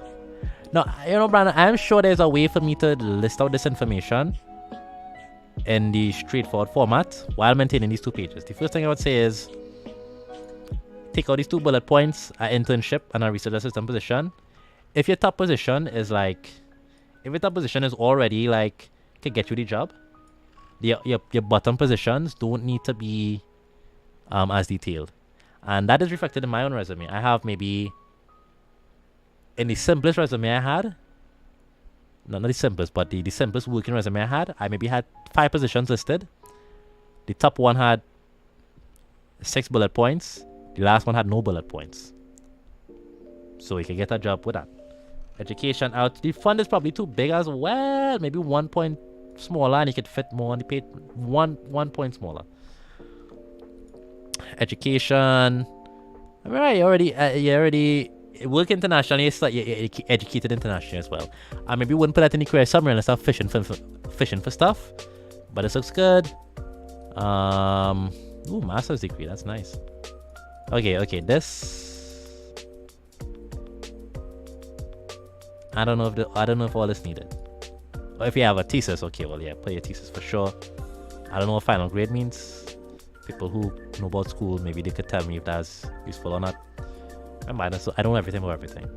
Right. What's good is that the top education position has details. The latter education position has less details. That's good. So this is a good understanding of not everything needs to be fully fleshed out. You save on space on here, so you can add more details here. That's excellent. An award. If you didn't have an award, I would not put a bullet point here. But you do have an award, so that's great. I would say maybe to save space, ask you the question, does this award matter? Maybe it doesn't. I would think about it. I don't say you need to take it out. Because you already have 2 pages. So maybe you don't need to take out anything. But if you was ever doing a redesign, I would ask myself, because sometimes it's hard. Like sometimes you think like, well, there's some things I used to put on my resume that I thought, well, yeah. Ryan makes a good point. Final grade not needed because of the experience that you have. Right, yeah. So things like, to be honest, things like GPA, final grade. If I could already hire you based on this, I always remember as well, not everybody gonna go to a second page. Or not everybody gonna even look at their education. Education is becoming less and less emphasized, especially when everybody have a degree. It's kind of like, well, getting a degree now is like, I mean, it's like whatever. So that's a good point, Ryan, that you could flesh out education a little less since you're already employable by your first 2 points already. Anyway. Right. What is this? Research writing and control map. Well, I guess this is, okay, is this a thesis? Poster. I guess we mark one, right? I mean, if I did a thesis, I'd want everybody to look at it too. Like duh. Okay. Alright. Nice. This is, I mean, I like this. This is 93 pages. Okay, that's a lot of pages. Well, if I wanted to see if you was competent in writing, I guess this would show that. Good. Let's see. Formatting. Why does it have so much space at the... What's all the space about? You're padding out to that 90 pages. I mean, that actually kind of annoy me. But neither here nor there. Okay. And your poster. Nice. Hey, they Brandon here? Okay, well, I ducked it and I'm showing you a picture. Maybe I should do that. But hey, you ducked yourself, right? You give me the document that have this unnecessarily, so I haven't taken any responsibility. I like this. This. I don't know anything about this industry per se, but I kind of feel like I understand how people will think about and care about the people that they're looking to hire. Oh, hold on. I have somebody in my Twitch. I just want to reply to them.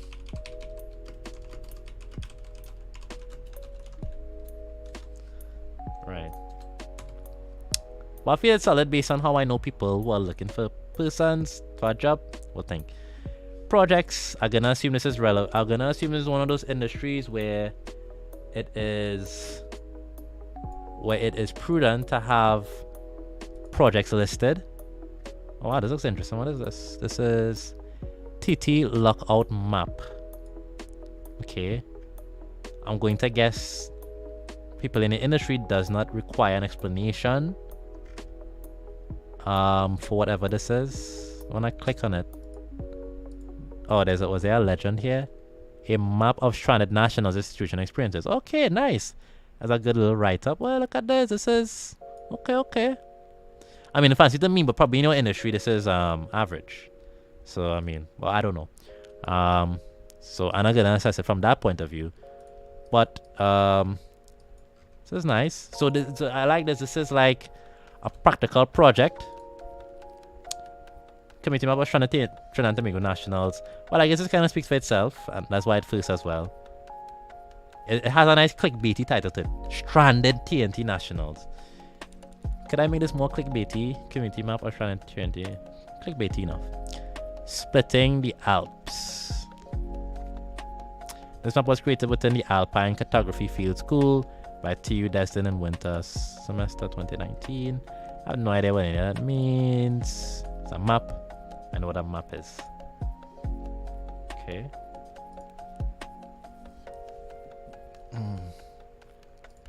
What else we have here? Pop-up map of churches of Vienna's first district. Oh, is that PDF downloaders? Oh, nice. Churches of Vienna first district. Oh, this is nice. You know, so I guess these will kind of show like the creative side of you for this job. Also, in terms of me trying to keyword baiting, and you definitely need some reworking. Yeah, keyword baiting, that is important as well.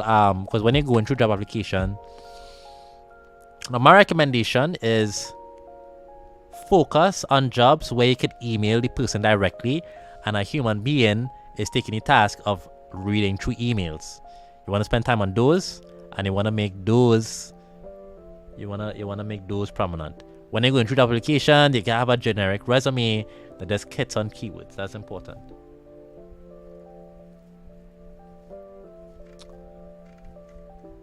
Right, so Brandon says these are school projects. Languages. You see, so this is a good example of how you list your languages. English, native speaker, German A2, French A1. Those are, without knowing anything, those are obviously qualifications from some sort of accredited body. You know, if the job doesn't require you to be multilingual, this looks good. If the job does require multilingual specialty, maybe a list where the qualification is from, or maybe somebody would know what a A2 and a A1 means, so they don't need that. Cool. Additional courses. I would say as you get more advanced in your as you take on more senior roles and you kind of advance in the industry, you can kind of take these stuff out a little bit. Additional courses. Definitely when right. Technical skills. Well, you have a skill section here, but you also have a technical skill section. Where's your skills? Web map creation. It was web map creation, not a technical skill.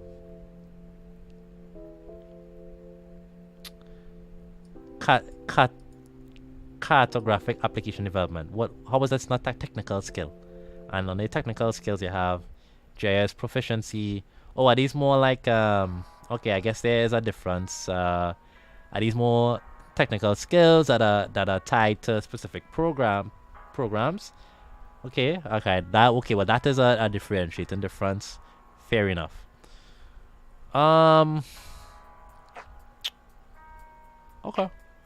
I mean, there's not too much to critique here, because it seems like I'm gonna guess this resume is tailored to what somebody in this industry would directly look for. But I do think you could make it a little snappier.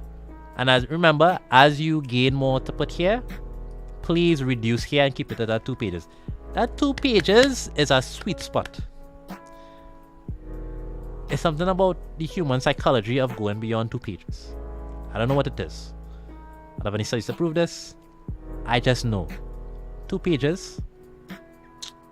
That's the sweet spot. I'm leaving it right here.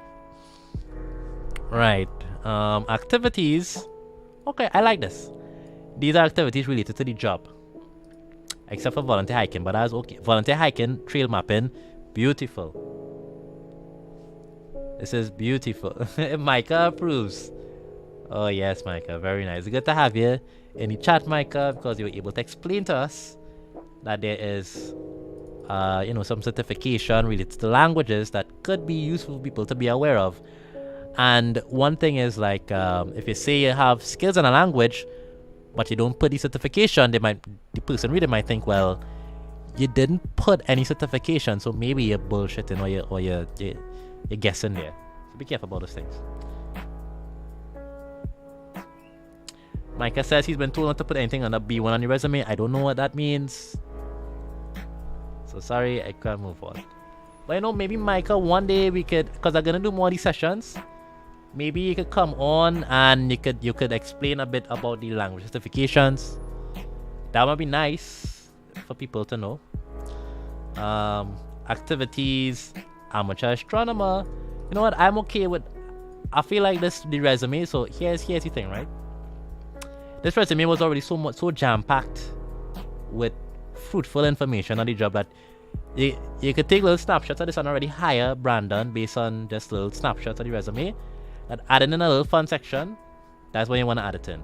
Now, if you come to the end of your second page, and some of your stuff on here a little shaky, don't start to add in the extra stuff. But I like that. I already know I could hire Brandon just based on experience alone, and I kind of feel like, yeah, well, maybe I into hiking too. I like to go and do my little runs every day. So I might think, he did this little nice thing for the hiking trail. Maybe he does some hiking too. I could talk to Brandon every day on Zoom. Sure. Alright. That's good. I will keep this resume. Well, you already gave me it, so I already received your consent. But I'm gonna keep this resume on file. For later on when we talking about people's resume. I kind of use it as an example of something industry specific that is just jam-packed with hireability. Alright, now it's 11 p.m. Gonna spend maybe 10-15 more minutes on the stream. So for the last 10-15 minutes, let's see if we can open it up to any questions. Does anybody in any chat have any questions about Dale Ritchie on YouTube? Says he enjoyed my content. Do you mean more regular game content or this?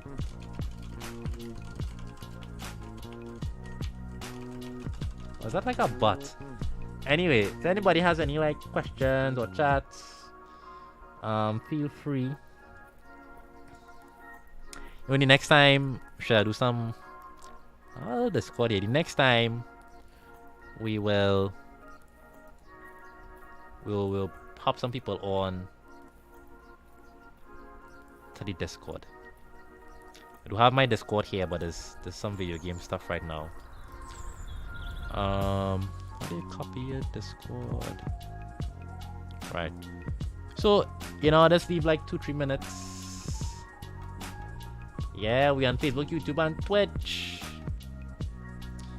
Let's leave a few minutes if anybody have any questions. Especially because we didn't talk enough about remote job searching. I think remote job searching is the future for Trinidadians to do more like it's the future for Trinidadians to get international work. Yeah, Brandon, let's play AoE 2. What the jail is this? Yeah, let's play some Age of Empires 2. This was that game where this guy This guy in this game, he taking my goal. I know I don't know this game, but this man taking my goal. And he make no units. I just kind of leave. Alright, so Micah saying it was a formative and hilarious session. Thank you, Micah. I think maybe we'll go live again. Let me look at my calendar. When am I not busy? When am I not busy with job hunting stuff? Tuesday. Tuesday night is a good night to go live again. So you'll go live Tuesday night maybe again. But any questions and stuff? Yeah, boy, then in AoE 2 they get a remaster. So the game looking, first of all, looking beautiful because it's modern. So I think it's one of the best remasters that we ever play. So if we could find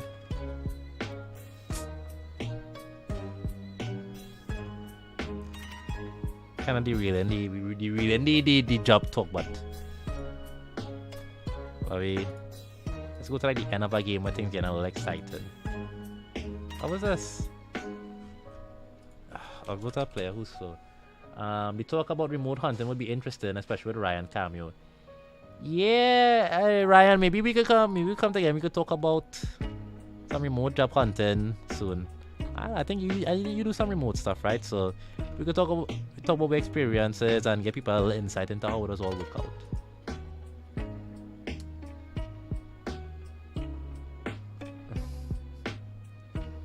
Now I didn't mean to that way. Now it's a cool vibes. Yeah, so yeah, look at this. Look how, it looking good. You know, this was released in 2019. The remastered the graphics. So it have a old school kind of like, so it have a old school look because games don't really come in this kind of 2D 3D format anymore. But you know, so it looks old school, but it also looks pleasant and like in a modern day as well. You see this guy building up his town. You see he had some knights versus army. Come on, let's get some fighting. What are you doing? He has his knights there, his monks healing them up. Yeah, but then the lights are using. Well, can I show it? Let me see. Okay, well the webcam is a Logitech Brio, so it's actually a very expensive webcam. It's supposed to be like a Logitech 4K webcam. I'm trying to see my stream. Right, yeah. So the webcam expensive, but I used to use a little 1080p webcam, and of course you can use DSLRs, which I do recommend because of the mirror, whatever. Right, yeah. So the webcam expensive, but I used to use a little 1080p webcam, and of course you can use DSLRs, which I do recommend because of the. Right, hold on. Yeah, this light here. This light, I buy this in Trinity Mall. This was like what, $80 or something. Probably even less. And that light there. This was actually I bought this for the videography. But I like to like 20 US. And I have it permanently plugged in. I know it just always shining up a little paper on top of it to block out, make that a little more smoother. And the last light there, that's a regular bulb. And you see I have a little piece of paper here that blocking the green screen in the back. Well, you can't see I don't know why I try to show the green screen. That blocking the green screen in the back because it had a kind of shimmer on it. Anyway, where was I? Okay, alright, let me stop watching video games. That's not what the stream is about. Yeah, or you should go and play some Age of Empires too. Oh, again, audio echo. Nah, the audio echo was from the another stream. Right, so okay, so yeah, so these 3 lights for this little setup here. Of course, you have lights already. So the thing is, okay, so I used to use like some proper soft boxes. I used to put 4 bulbs in them, but to be honest, all that setting up and setting back down started to get annoying. So I just use these small lights. I do whatever. I move these lights because I'm using them for anything else.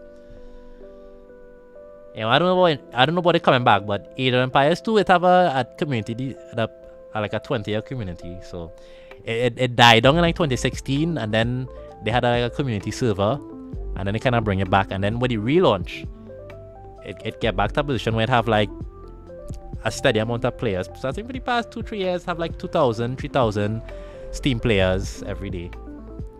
So if you want to play the game, it like have a stable player base, and it'll probably be that way for, I mean, at least 10-15 years again. I mean, look at StarCraft 2. Anyway, yeah, nice little AoE renaissance. Let me see. Okay, so all right, well, if nobody have any questions, we'll just do this again, maybe Tuesday around 5. Now when people come, what time I should do when people come home from work and could watch this? People will work at 5 p.m., 6 p.m., maybe 7:30, 8 p.m. That make a little sense. That might make sense for the working world. And we can talk some more about, review some more resume crafting, we laugh at some more resumes. We talk about remote work. Because one thing we didn't talk about was the strategy of how to assess job boards and job posts, and how you can think about your work experience and how you can fit that to an international organization. You know, I already gave you all one job post and link to, we find a job post in 10 seconds that everybody eligible to apply for, if you could present a nice enough resume and convince them through the cover letter that I've gotten some terrible resumes. Then in some resumes, you'll block out the personal information and we will assess the contents of the resume. Send me some resumes so I could do a little cleanup. And if the person see and they recognize the anonymized resume, well, all they did was get some useful tips. Yeah, education level. Yeah, you know, I mean, but that's why I'm trying to, you know, see if I can help out, because like, you know, all this is coming with experience. I guess you kind of have to go through some things and some career paths to get to this. No thanks on working for the red flag porn therapist. Listen, Ryan, that job paying minimum 300,000. That job is 25,000 TTR a month minimum. And if you're good, and if he's a good negotiator, you can go to the upper end, which is, wasn't double. Yeah, that job is like 40,000 a month. Wait, 60,000. I should just know this offhand. Not 60,000, like 30,000. That was like 30,000 TT a month. That's good money for executive assistant. You don't even have to be responsible for, yeah, 30,000 Trinidad. You have to be responsible for like a lot. All you have to do is make sure that this porn therapist have the things done on time. No, then it we had linked our job earlier. We was looking through LinkedIn, and we had found this person looking for demanding entrepreneur seeking exceptional executive assistant. And this guy, he works as, if you can see it here, executive porn addiction reboot coach. So, oh, it have a discretion section. I didn't even see that. We could also just look and laugh at some job posts. That's also fun. Discretion. Has discretion and can maintain confidentiality.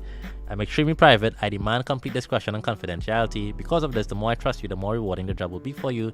Compensation is fully negotiable. I'm willing to pay for the right person. I wouldn't expect to find anyone for less than 40. I wouldn't expect to find someone for anything less than $40,000 to $60,000 per year. So that's the starting point, but I'm willing to pay more if you happen to be amazing. Now, I might apply for this job, you know, because I am looking to make a pivot into the private sector at some point, you know.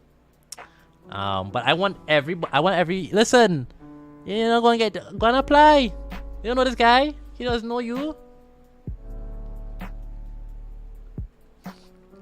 Yeah, you say 6,000 negotiable, 60,000 negotiable, right? Not 60,000 cap, right? If you really like it, and this is one of those jobs where you probably could start at 60, and in 6 months you could probably go up to like 80. You know, 80,000 US. I mean, that's good in 60,000 in United States. Good in the United States. That's more than livable in the US. So, you know, this job is nothing to scratch at. You know. And once you start to get international work on your resume, that could easily lead into more international work. You know, once you get your first international job, The wording of this kind of scammy. Yeah, I know what you mean. But like, if it was if it was something in the tech field, I might be a little bit more skeptical. But I don't know what you mean by executive. A demanding entrepreneur. I mean, at the same time, I know like, no, it sounds like, so in the field of psychology, so this is probably, so he's a porn addiction coach. Does he? Okay, all right, we're going to, whoa, what's this?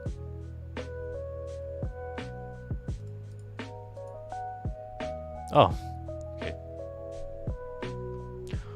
Listen, the most this man could do is waste your time in an interview, right? Even if this is a scam, okay, good. Okay, this is a scam. Go in the interview knowing it's a scam and see how people who run in scams will try to interview you. So if you ever go into a job that you think legitimate and it's not to be a scam, you already have the experience to know, hey, this reminds me of that sex therapist guy. And okay, well, I know this sign. So there's no downside to this. You get in interviewing experience. You get in to see what scammers will try to come with, and you get a good laugh. So I don't see no downsides to applying for this. The interviewing experience is the biggest thing you definitely want. You definitely want to put yourself out there to go through a good bit of interviews. By now, I mean, I went through so many international interviews. The prep time I need for an interview is not much, and I kind of already know. Going in, I already know all the questions and how to answer the questions, how to tailor for most scenarios. Right, the only downside is if you're a woman giving you contact to a shitty man. Fair enough, but I would say the good thing about international job searching is, I mean, this guy is in Albuquerque, New Mexico. It would be very strange if he's in Trinidad. There's no reason to believe that. So the barrier of international borders kind of makes everything a little bit more breathable, and also maybe this is like somebody who is in a very niche field. So I mean, maybe he's getting paid big bucks, maybe working with celebrities, so you're getting paid big bucks. Albuquerque. Wait, you spell Albuquerque wrong? Albuquerque? Okay, anyway. You know who else somebody saw good, man? And only memeing too much in the people on them Facebook, okay? We already said he would porn too much times. The video probably gonna get flagged. But okay, let me go through this thing. Here's a website. See who's on the website. Okay.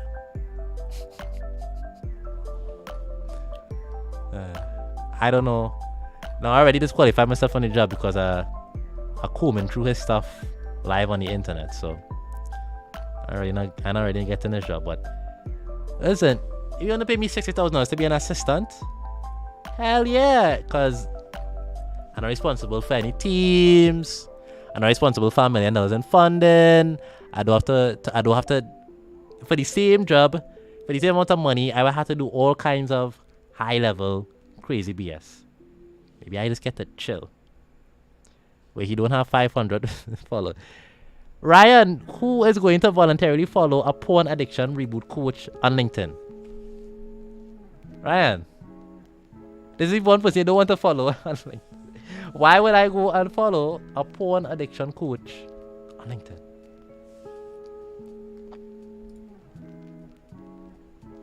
No, I don't want to message the guy.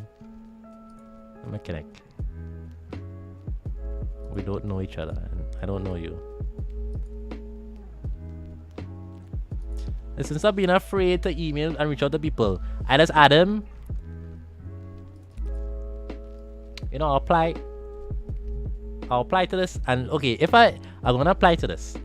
If I can at least get through to the interview, this could actually be a good. I'm sure you all want to see me. I'm sure you all want to see me be interviewed by this porn addiction coach. So maybe I'll apply and see if I can get through. But he already had like 167 applications a week ago, so maybe he already get through. Oh, here's a 14-member team. Okay. That's good.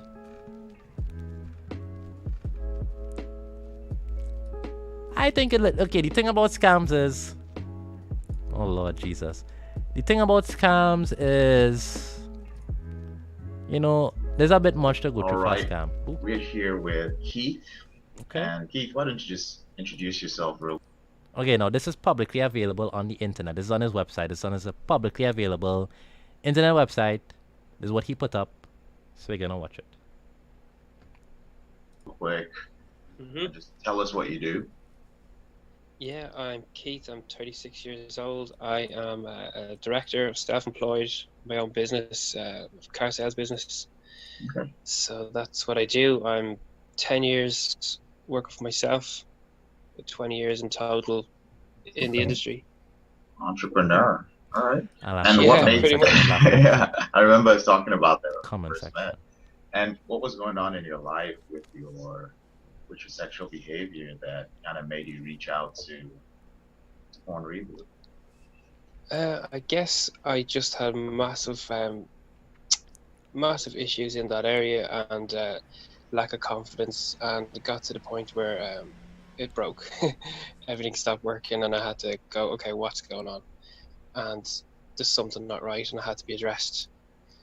And through a process of therapy and different things, I discovered the program, and it was the best thing that ever happened.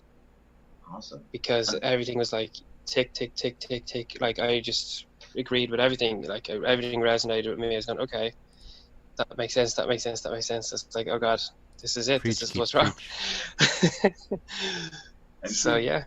Your situation is a little different from some of our other clients in that you had already done some work on yourself, and I think you had been off porn for a while. How long was that before you started working with us?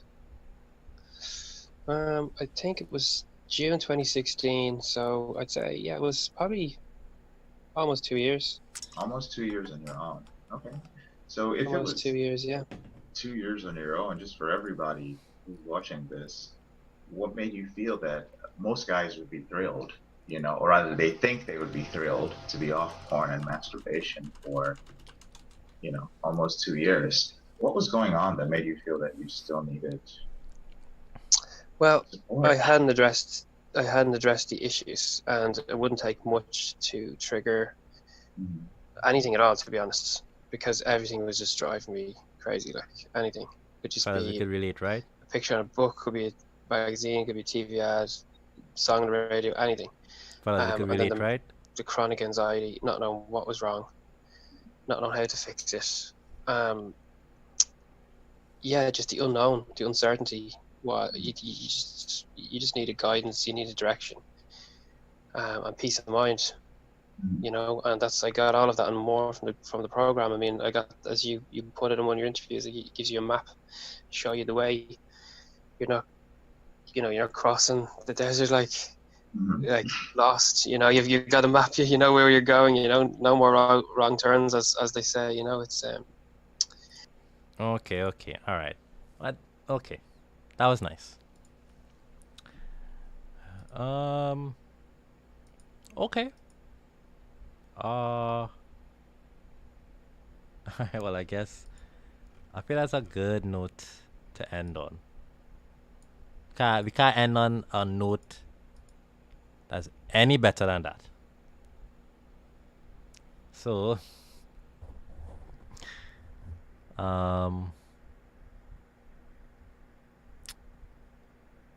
good night.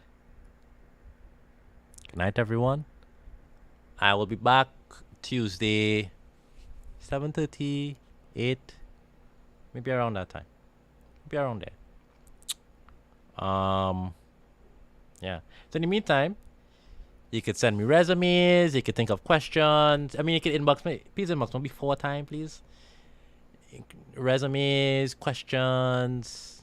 If you see any interesting or funny job posts, if you see a specific job post and be like, hey, how do I apply to this job post? We're doing that.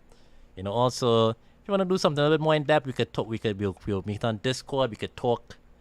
If anybody wants any specific resume, clinic work, I could do it. Could do it on Discord. We could do it on Discord if you want to go through it as well. All that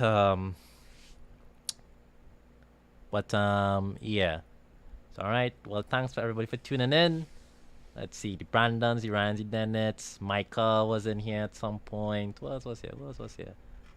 You know, we had Akil earlier. Alright, that's all I seen on the chat. Alright, take care. Let me end the stream now.